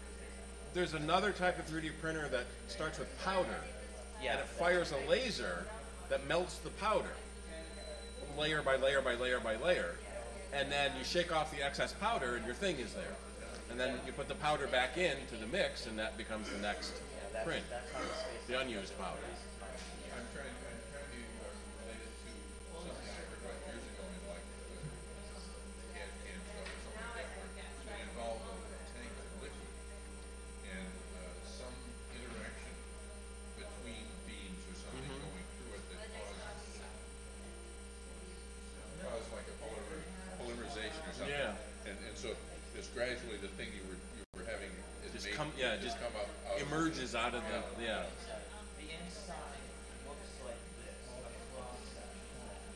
So it's still, if you press your finger, it's still super. Yeah. But yeah, And I just kind of feels the light. yeah. It helps with carrying it around. 2 days. Yep. I don't think so, because I've been out of cards and I keep forgetting to bring some. Okay, well, I'll just do it. I probably have, Keep forgetting to refill my stash. Let me, write something down. get business cards tomorrow at 10:30.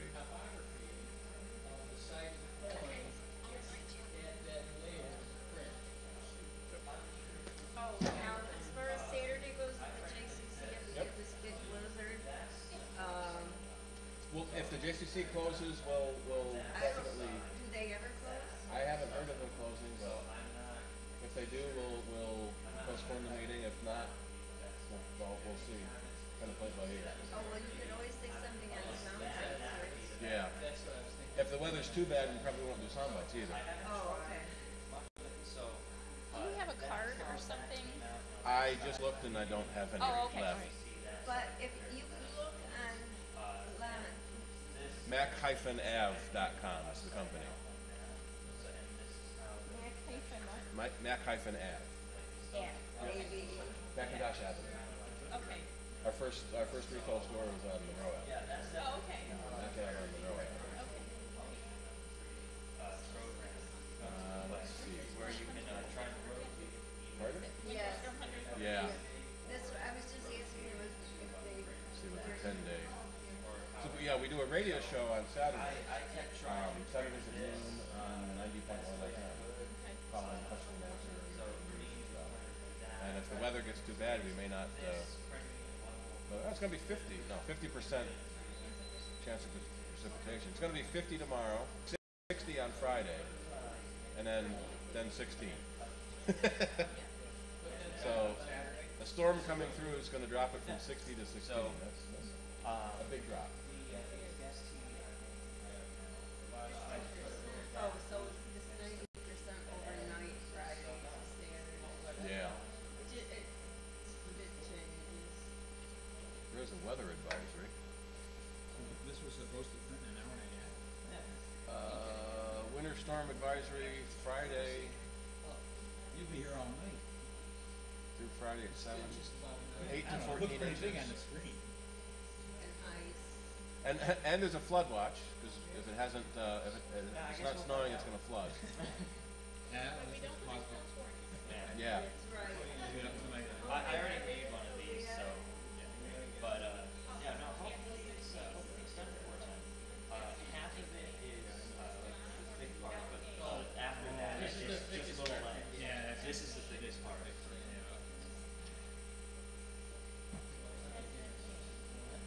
All right, what time is it? A little after 9. Should we get started again?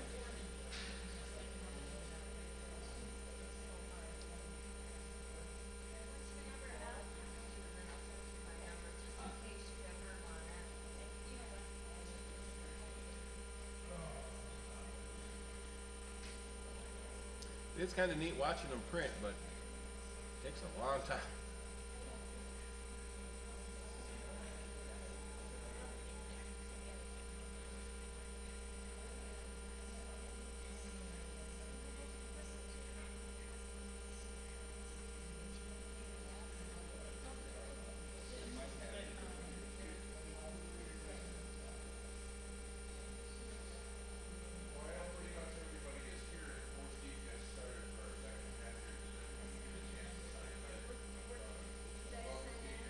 That's the box I forgot.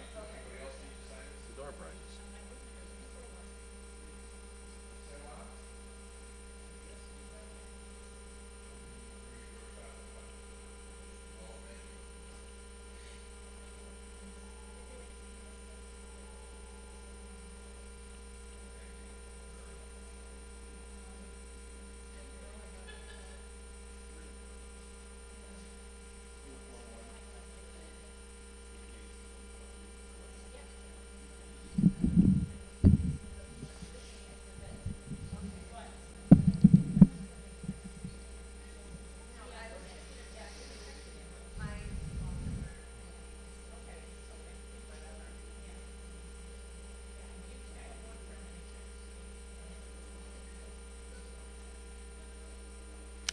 Kind of neat watching the thing print. It's doing the head first, which takes longer than it will do the legs near the end, so it won't be. And you can kind of see how it isn't solid all the way through, but there is some filler materials to give it structure. Yeah.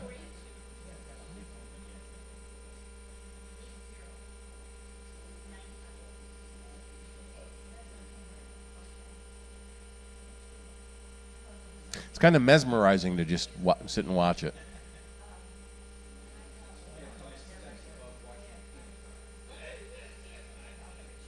But at least you get something at the end instead of just dry paint. I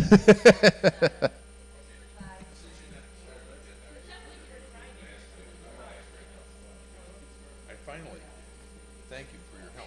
I finally did. Back up my iPad. Great. To my MacBook. Then back the MacBook up to the external hard drive. Then updated to iOS 11. Backed up to the Mac again. Yep. The Mac to that again. It was great. And the key thing, I went online and I found out how to back up using iCloud. Mm-hmm. The key thing was finally realizing that this little teeny Yep. icon and they moved it from side to side, different version of iTunes. It used to be on the right, and then it's on the left, then it's on the right, now it's back on the left again. And it doesn't say iPad, iPod until you click on the menu, and then, so if you have more than one, they all get listed in that one menu. But it doesn't pop out and automatically say, here's your iPad, which we wish it would. Yes. Yeah. But anyway, so when I got to my trouble was iOS 11, and I did look at some of their thing explaining what's going on. So what is this? Is that for the video that I'm watching? Yeah, that's the media player. Okay. And so if you have a video playing or an audio playing or whatnot, so you can hit pause to pause it playing. That'll pause this. Yeah. And it gives you the title of the thing. Oops, sorry. And so the title of our video is the date, Yeah, you're right. which I didn't realize for the first half hour that it had the wrong date on it. Oh, I was watching it. Yeah. Okay. And in settings, you can control and choose what things you have in there. You can add things. It's whatever the hell. Control center, control strip. Yeah. So if you can add and remove things, you may not use. All right. Good, thank you. Or things that I keep, like I accidentally have camera open or something. Mm-hmm. Yeah, some people like putting camera there because it gives you a quick way to get to the camera. Yeah, sure. Okie dokie. Alrighty. You, sir? Yep. Alrighty. So let's talk about a couple of problems that came out recently. One thing that Apple fixed was the that's a little better, isn't it? One thing Apple fixed was the root vulnerability. In 10.13.1, there was a vulnerability where you didn't need a username and password. And one of the ways to check this, so if you're still running 10.13.1, you probably have the patch. But if not, one of the easy ways to check it is go to, say, users and groups, and click on the padlock. And use the name root with no password. And it should not work. You may have to hit it a couple of times before it would then allow you to do whatever you were trying to do. So it was called a root vulnerability. So someone with access to your computer could do anything they wanted without having your password because the root password is empty. And Apple pushed out a patch for this. You may not even have noticed it come in, but suddenly a little notification, you've had a security update installed. The problem then was the next OS patch, was it 10.13? So if you were running 10.13.0, you got the patch. Then if you put 10.13.1 on, that did not have the patch in it because it was they were parallel development. So you had to run update again to make sure you got the root vulnerability patch. What apparently happened, and someone who dug into the patch code, which is security researchers will look at these patches and reverse engineer what was done. When you type in your username and password, there was a call made by the program that says, can you check the name and password? And the answer is yes. It never then asked the next question, is the password right? And so the program just kept going. So the piece of code that makes sure your password is right, it stopped asking if your password was right and just asked the first question, can you check if the password is right? Because apparently if it can't even check, there's a different error message. So that was a pretty sloppy mix-up, and they probably can find the actual person that accidentally had put that code in. So that's one reason Apple was able to fix it so fast is it was a relatively easy patch. So if you don't have 10.13.2 installed, then you want to make sure you check for updates and make sure that patch gets loaded. And you can test if it hasn't loaded by trying to log in as root with no password.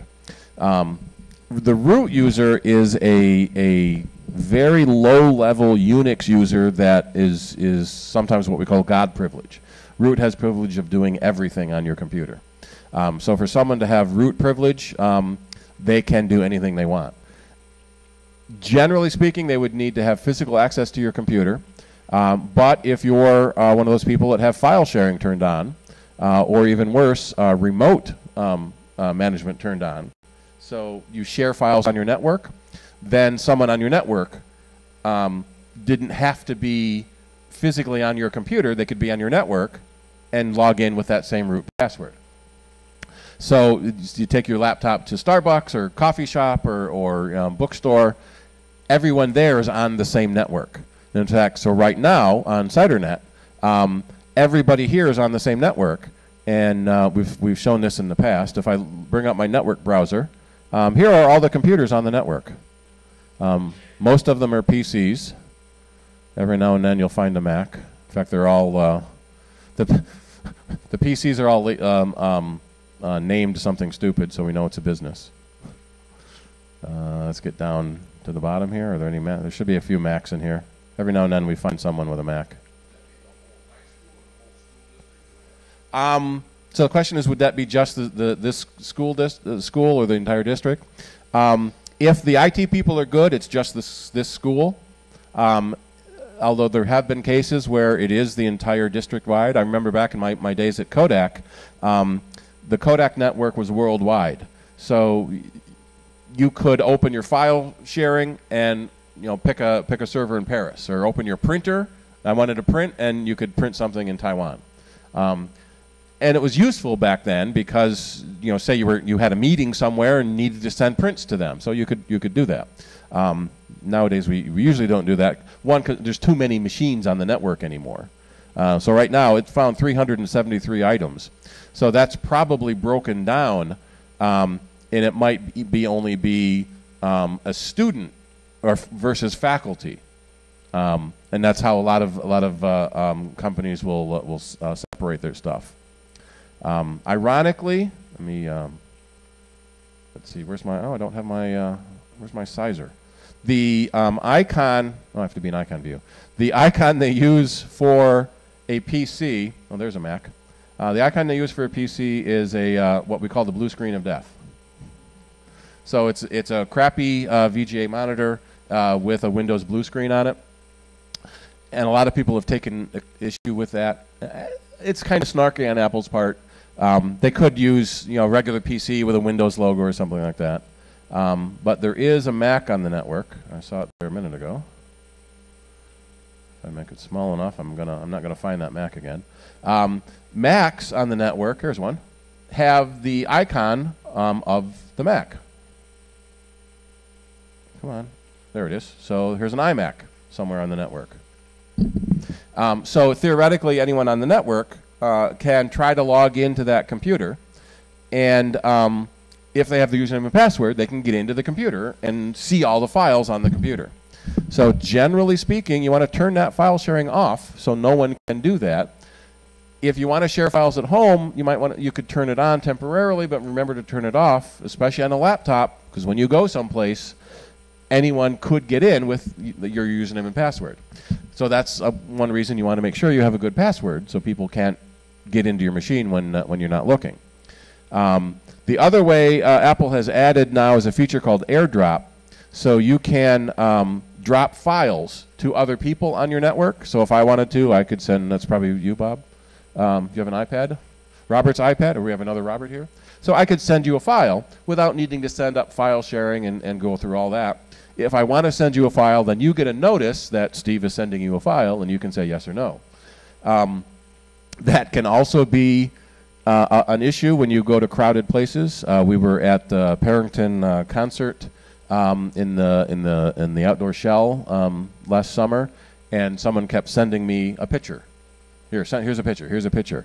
And I finally had to turn my AirDrop off, and I tried yelling out "Wrong, Steve," because my phone is named Steve's iPhone. So apparently they were trying to go to another Steve. So I had to turn that off in order to stop getting these picture requests. So make sure you turn off all of your sharing services so that when you're in a public place, people can't potentially get into your machine, and have a good password for your computer. So in case you do have a sharing service, people can't get into your computer that easy. So that was the root vulnerability that Apple fixed. And then what came out a couple of weeks ago, maybe less than that now, is a vulnerability in the fundamental chip architecture. There's two of them, one called Meltdown, another called Spectre. And it basically is a weakness in how the chips operate. It's not an exploit yet. It's just a weakness.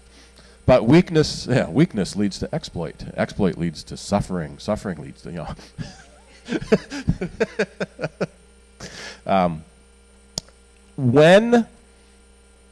when your computer processor is doing something, it's sometimes what we call a difference engine or a binary engine. Every time there's a decision, there's a yes and no. We're going to branch this way or branch that way. And to make computers faster, we've added multiple cores, and each core can be working on its own process and have its own instructions in each core. So that's, we talk about computers with 2 cores, 4 cores, 8 cores. The more cores you have, the more things your computer can be doing at any one time, which makes it faster. So when there's this yes or no branch, the computer will execute both conditions until the decision is actually made. So so we talk, our computers are running at 3 gigahertz, so 3 billion cycles per second. So it may take a few hundred cycles to get the answer to this decision it needed. So in that time, the processor has executed both yes and no to get a head start. And then if the answer is yes, it throws away the no. If the answer is no, it throws away the yes. The results of those temporary instructions are left in the processor cache. And it's theoretically possible for a maliciously crafted program to access that cache. So they can see your data that was being executed at that time. It's not very likely to happen. It's a very sophisticated attack if it does happen. And we're glad that it was the good guys that find these problems and tell the companies so that they can be fixed. The danger here is it's every computer, pretty much, that's based on Intel processors or ARM processors, which is every computer, every phone, every tablet, everything. That's why they're saying it's billions of devices. And then it's the speculative execution. To make computers faster, they speculate, is it going to be a yes or a no, and they answer both questions until they get the answer they want.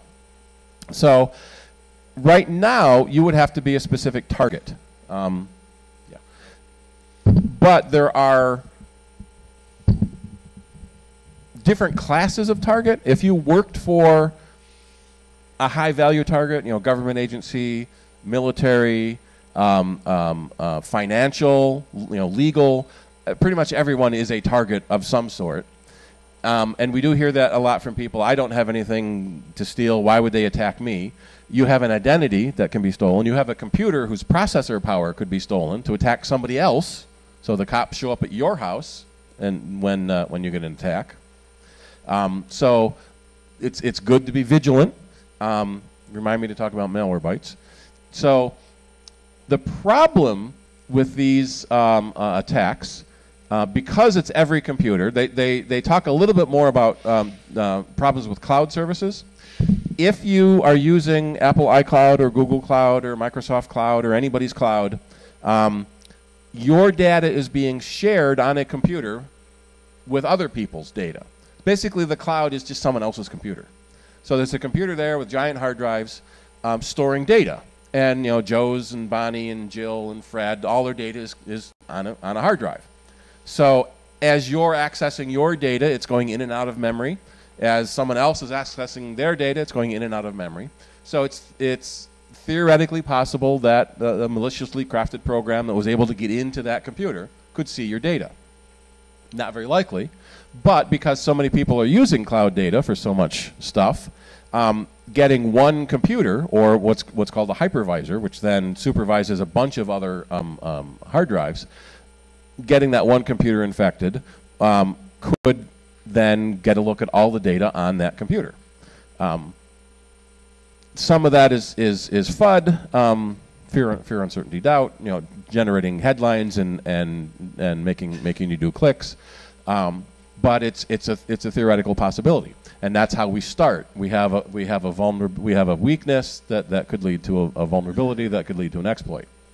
The problem is that because this is the fundamental architecture of the processor, in order to release a patch for it, they have to change the way processors work by stopping this speculative branching, waiting for a decision to be made before you continue processing. The problem for that is it slows your computer down, because now it can't take advantage of, was it yes or no, and I'm 4 steps ahead when I get my yes answer. So theoretically, it could slow your computer down. Some people are saying as much as 30%. We don't know for sure. 10.3.2, they added a patch for the meltdown bug in the Intel processors. The Spectre bug is harder to patch, but as Charlie mentioned during the break, this is fundamental architecture. So we have to come up with a completely different way to make chips than we have in the last 30 years. So this is a very difficult problem to solve. Hopefully, and fortunately now that the good guys know about it, it's going to be a race before the bad guys come up with something. And it looks like Forbes is saying they have a list of OSs that are updated. Let's see, I haven't looked at this list yet. So Google has patched Chrome. So if you're running Android, the latest versions have been patched. But if you have an Android phone that's a little older, many of those Android phones run carrier software that has to be updated from before you can install it, and many of those phones never get updated. So there's a huge problem in the Android world about vulnerable phones that don't get updated, and they're just out there. Yeah.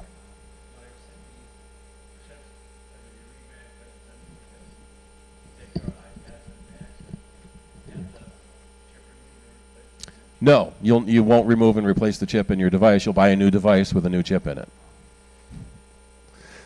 It's highly unlikely that any company would offer to replace the existing chip because it's going to be an architecture difference. It's probably going to be incompatible with the rest of the architecture in your motherboard. So it's everything is sort of tied together. And that's one of the criticisms Apple has gotten is they don't upgrade their devices as fast as other companies because they don't just put a fast. Nope, now we're back. It was an internet issue. We're back online. That only once or twice a year, any particular Apple device might get updated.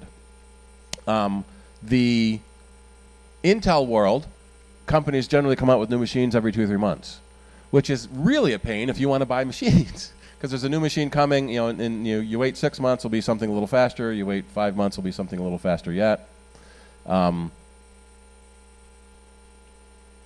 And something just broke over here. Hang on just a second. I want to turn that on and turn that off. And go back to this window. And sorry to you on the video stream. Hopefully that will clear up in a moment. There we are. And so, say a company wants to buy 20 computers. So they buy 20 this month. Next month they're going to buy 20 of the same. You can't get the same ones anymore. So there's things, advantages to be had. Audio still working? There's advantages to be had in the Apple world as well.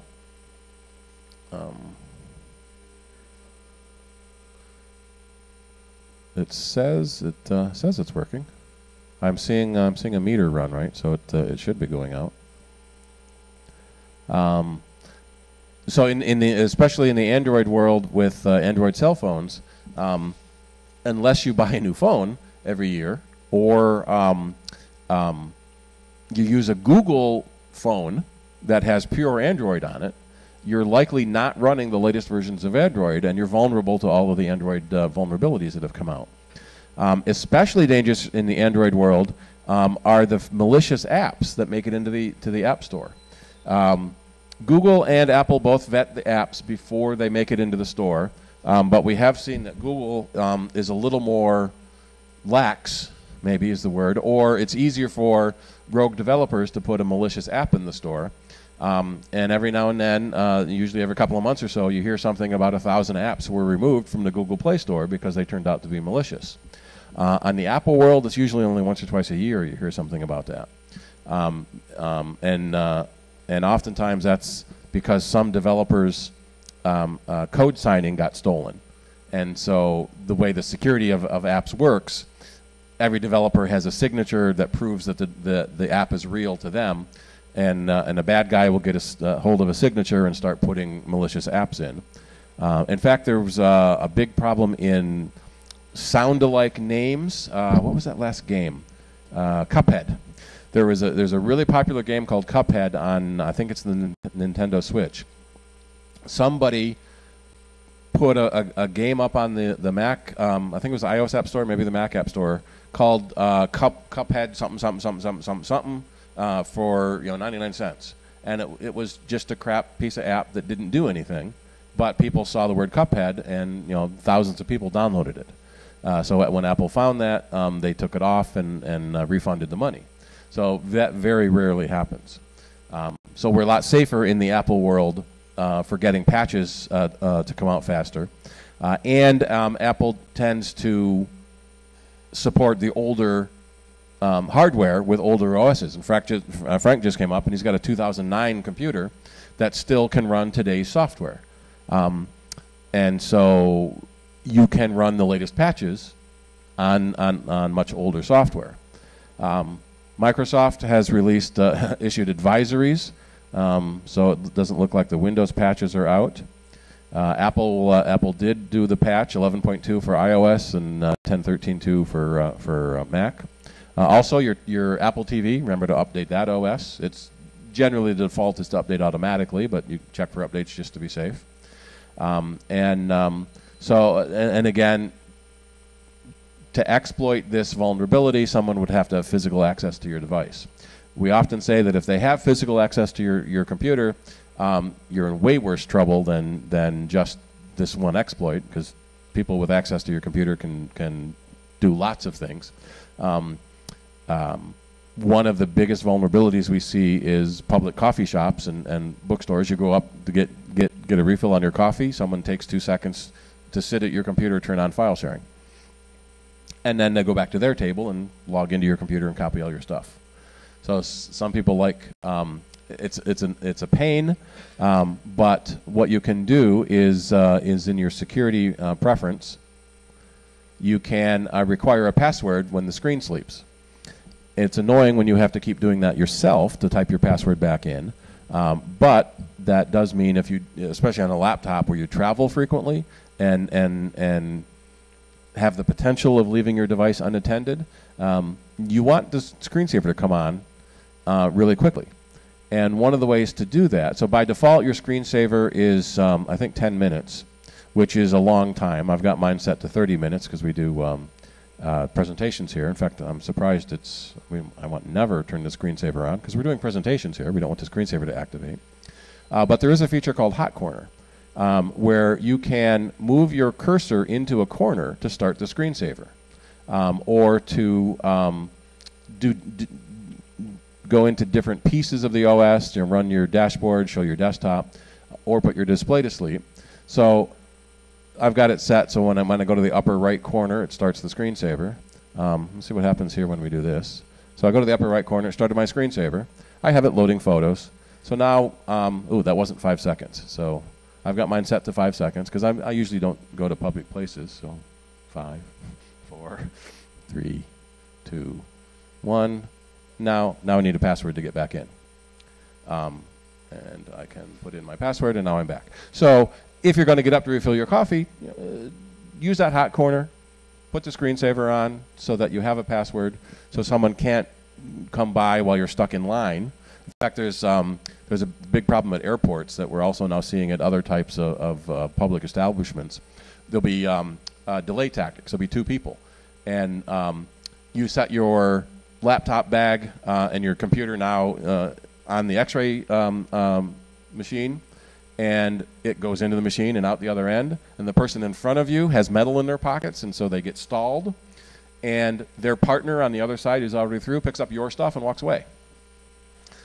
So that's one of the, and so the same thing, similar thing now could be done in like a coffee shop where someone is ordering a stupidly, complicated coffee, delaying you in line so the partner can be back rummaging on your computer. So maybe, especially on a laptop, just close the lid, which puts it to sleep immediately. It's a little more annoying for you to have to type your password back in, but it's a lot safer than having someone come up and talk to your stuff. Amazon Web Services, see ARM, Mozilla. So a lot of companies have updated their stuff, and just the general recommendation to make sure you run the latest updates. On the Mac, whoops, there's my other hot corner to show my dashboard. On the Mac, the Apple updates, let me zoom in here, come from the App Store. And so there's a problem now with fake update notices, where you'll get fake update notices, usually on a website, for Flash or Java, or what's the other big one? Now those are the two biggest ones. And it's a fake message, and it installs malicious software. So you want to make sure that you're getting your updates from the Apple App Store. And so I have one update waiting to go. That's what the little badge tells me.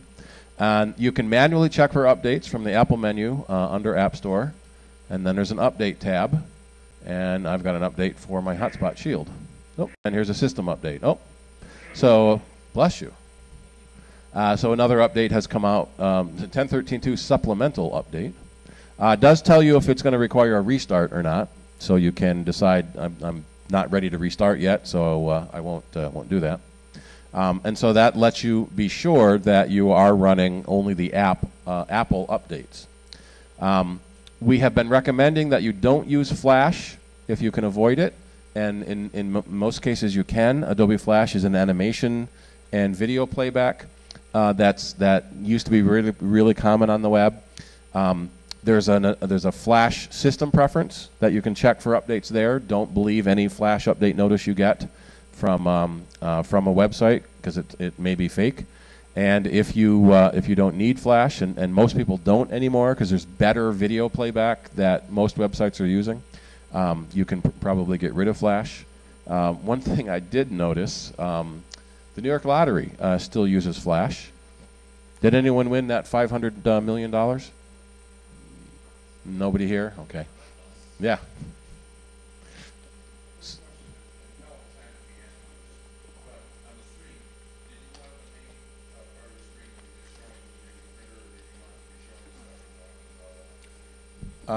Showing the stuff I'm talking about here. No, it's all right.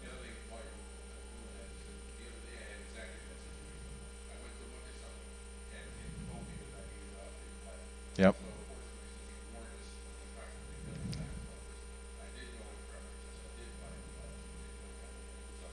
Yep.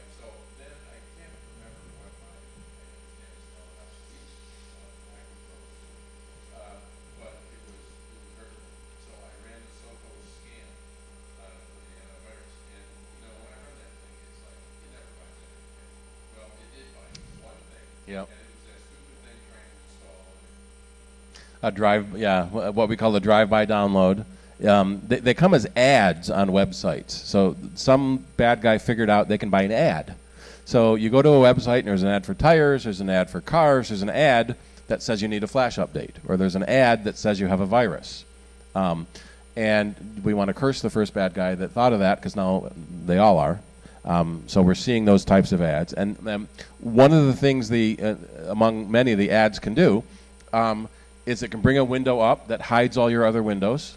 If you try to close that window, it will spawn a new window, so you can't close the window. It can start downloading programs. And if you're... That just made a beep. If you're running in your administrator account, which most people do, because that's the account that's created automatically, programs can install things into your local user space because you are the administrator. one of the things we've shown in the past is you should not run as administrator. And so if you go to your system preferences and your users, you probably are an admin user, because that's the first user that's automatically created. It would be much safer running as a standard user, so I have a couple other users we've talked about in the past, and only be an admin user for administrative functions, like installing new software. Maybe somebody remember this for a 15-minute presentation on how to switch from admin user to standard user at a future meeting. Short, you make a new admin user, go into that user, and then turn your current user into a standard. So it's a lot easier. We used to talk about just copy everything to a new admin user, and that's a pain, and it never works right. So make a new admin, convert yourself to standard. That way, when you get one of these drive-by downloads, they can't install because you're no longer an administrator. It will pop up a message saying username and password. If you didn't know you were installing it, that's a good thing, a good way to know that it's a fake program, and to go ahead and cancel. So most of the time you can go without Flash. So even here on the lottery, it wanted to show me the different games, so I could go into a specific game. And I can see what the winning numbers are. So Adobe put a huge amount of development into Flash, and it was great in the beginning. Flash is probably 15 years old now, and the bad guys are finding more and more exploits, and Adobe has to update Flash more and more. And let me see if I can get to the Adobe website. The problem becomes you don't know if the update is real or fake, and because update notices are so common, the bad guys have made fake update notices. And so right now we're at version 28.0.0.137, and Adobe has to release updates usually every month or so, sometimes more often than that, and so the bad guys will release the fake update notices. Most of the time you can get away without having Flash at all, and the website you're on will use a different video player. One of the things Apple has done in the latest browsers is they won't load Flash content, and there'll be a button that says click to use Flash. And for a while that was okay. So if you knew you needed to use Flash, you'd click on it. If it was a fake Flash message, it wouldn't show it. Now, the latest browsers, even if you have Flash installed, it won't tell the other end you do, and hoping it will use a different technology. And if you really need to use Flash, you can turn it on for that one website. But in many cases, you don't need to have Flash running. Yeah, Douglas? Yeah, to get Flash yourself, you would go to adobe.com, and they keep moving the update button. So let's see if we can figure out where it is now. And, oh, I spelled Adobe wrong. You can go to really bad places by spelling things wrong.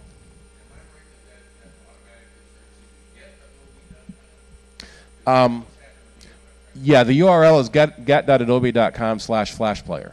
No one's going to remember that, so let's see. We're on Adobe. It has been down at the bottom. There it is. So down at the bottom, there's the Adobe Reader, the Adobe Flash Player, Adobe Air, and Adobe Shockwave Player. Shockwave is an even older animation technology that no one should ever be using anymore. So you can go to the Adobe Flash Player, and it's get.adobe.com/flashplayer to download the latest version yourself.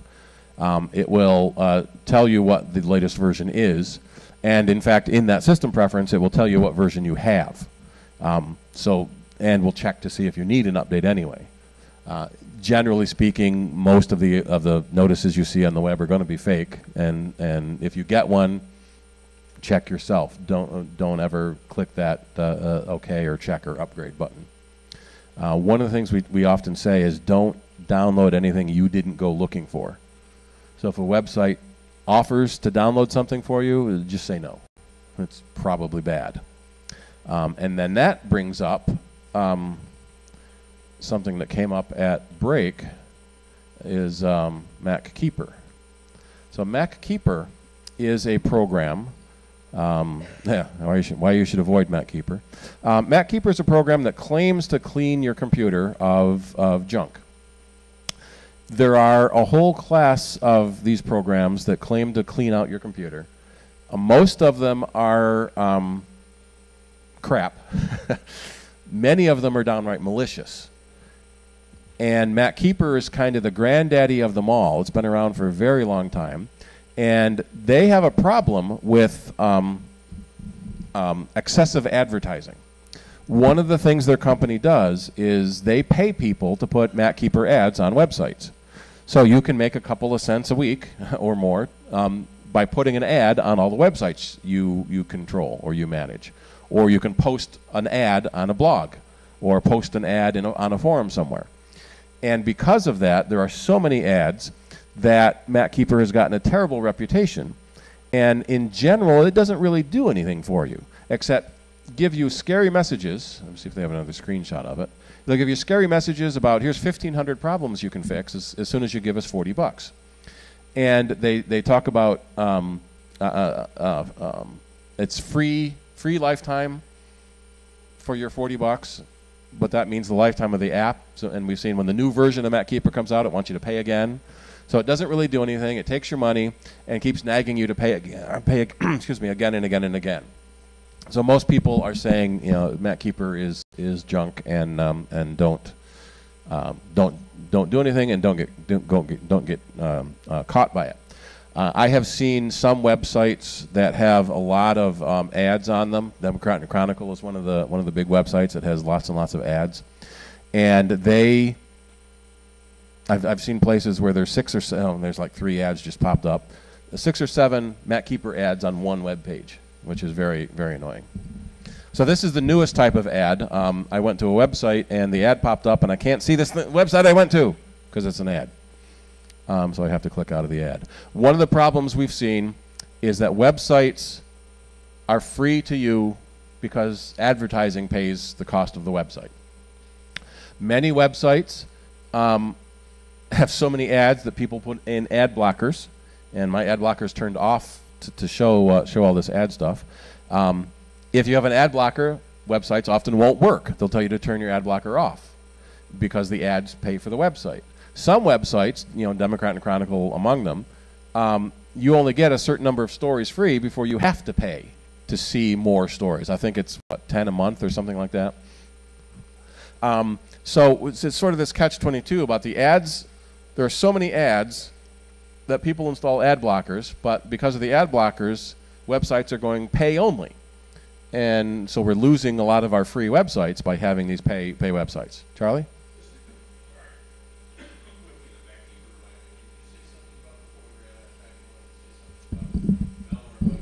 Yes. So the fake programs, malicious programs, and crap programs all sort of come into a general classification of malware, malicious software. There is a free program, Malware Bytes. Learn more. Malware Bytes for Mac. They also have a Windows version as well. And that will scan your computer and find any of this crap that made its way in at some point. And we have seen computers with hundreds of malware objects. And usually the general symptom is you see more ads than usual. You see malicious ads, and your computer runs really slow because there's all this extra crap running in the background. So Malware Bytes for Mac is a good, trustable program. They have a free version that you scan yourself when you want to, so it's a scan on demand. And then they have a premium version, and I think that's only, oops, sorry, George. Malware Bytes for Mac, malwarebytes.com/Mac. The premium version is not very expensive. Where's the button that says the price? And $60 for, how many computers? Let's say one computer, $40 a year. And it gets cheaper if you buy more years. The commercial version will run in the background and automatically scan for malicious software before it can get into your computer. So some people like having that extra protection without, but then you have to pay for that half of it. This is all a part of Yep, the Security Tango, yeah.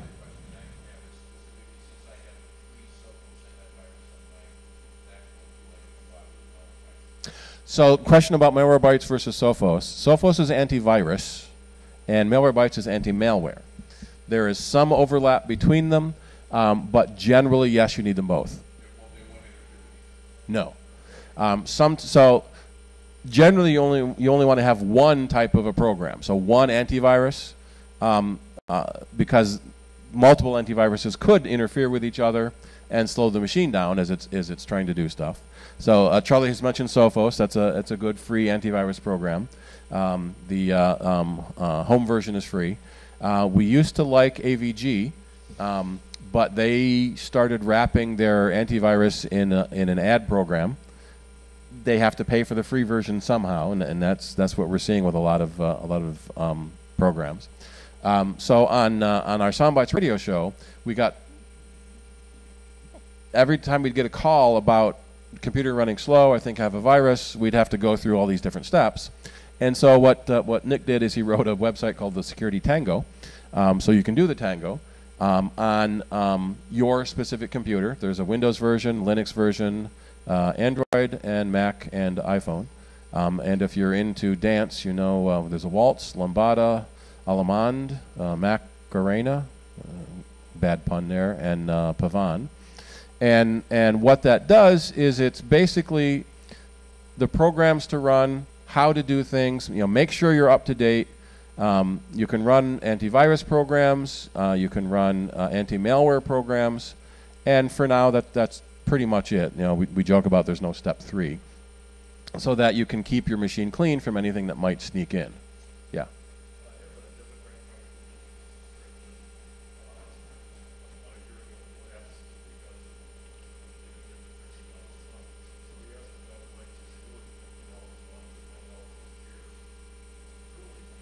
Yep.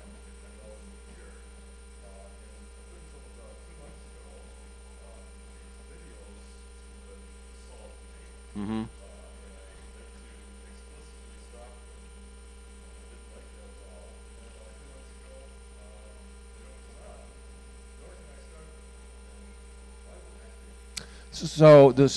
Basically the question is about autoplay videos. And so you go to a website and an ad, usually an ad, will automatically start playing. And that's very annoying, especially when you're in a quiet room or you're with other people and suddenly your computer starts blaring. Yeah, and so it's even on the news story, the video of the news story will start playing. So what Apple did a couple of versions ago in Safari, there was a little speaker icon would show up in the tab of a tab that was playing something with audio, either audio or video. Because usually what we'd end up doing is rushing to hit the mute key.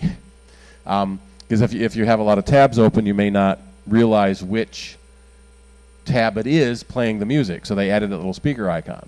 In the latest version of Safari, there's actually a preference called autoplay, where when you go to a website, you can tell it you want to allow autoplay or to stop sound but let video play, or never autoplay at all. And so what happened is you updated your Safari and the autoplay option is turned off now. So that type of stuff won't automatically play unless you tell it to. So I've set mine on YouTube to let the play, because when I go to YouTube I want to play a video. Otherwise you have to click the play button to start a video from video playing. And we're just about out of time, and it doesn't look like our print's going to finish. He might have read the time wrong.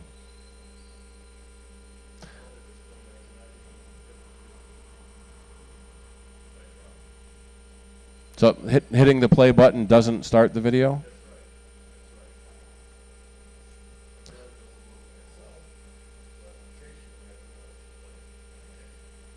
What happens when you try? There's no error message?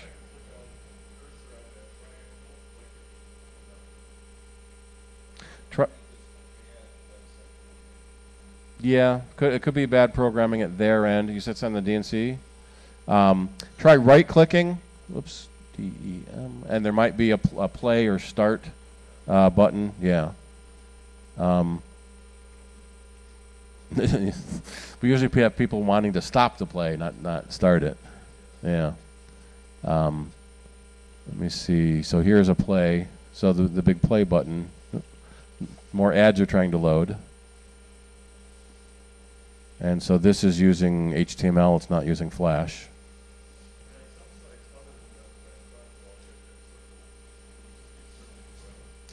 Do you have an ad blocker running? That could be the problem. So, right. So when you have an ad blocker running, it stops websites from working because what they've started doing now is in the video on some websites, it will do a pre-roll ad. So there's an ad and then the thing you really wanted to see. Sometimes there's an ad in the middle. Sometimes there's also an ad at the end. So the ad blockers have gotten smart enough to know, so it'll stop that ad from playing, which then stops your intended video from playing. So you may need to whitelist that page, play the video, and then unwhitelist it if necessary.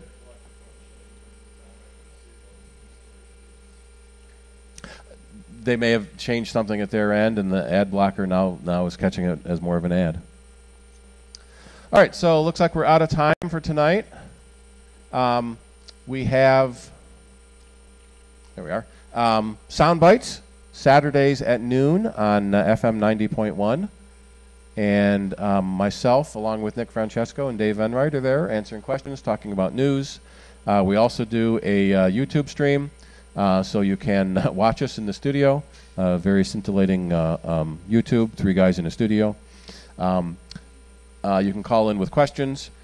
And then Saturday at 3, first Saturday at 1 is the Green Apples for new users. And, December. Is Bob still here? You're still going to talk about online gaming? I forgot to update that. Okay.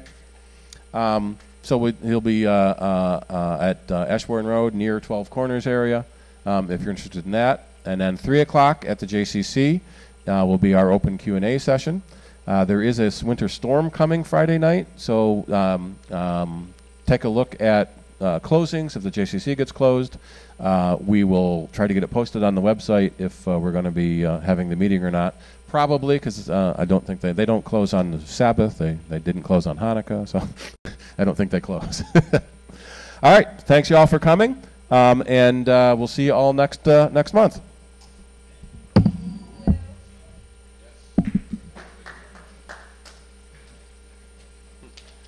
We'll see if the print finishes while we're packing up. Yeah, right.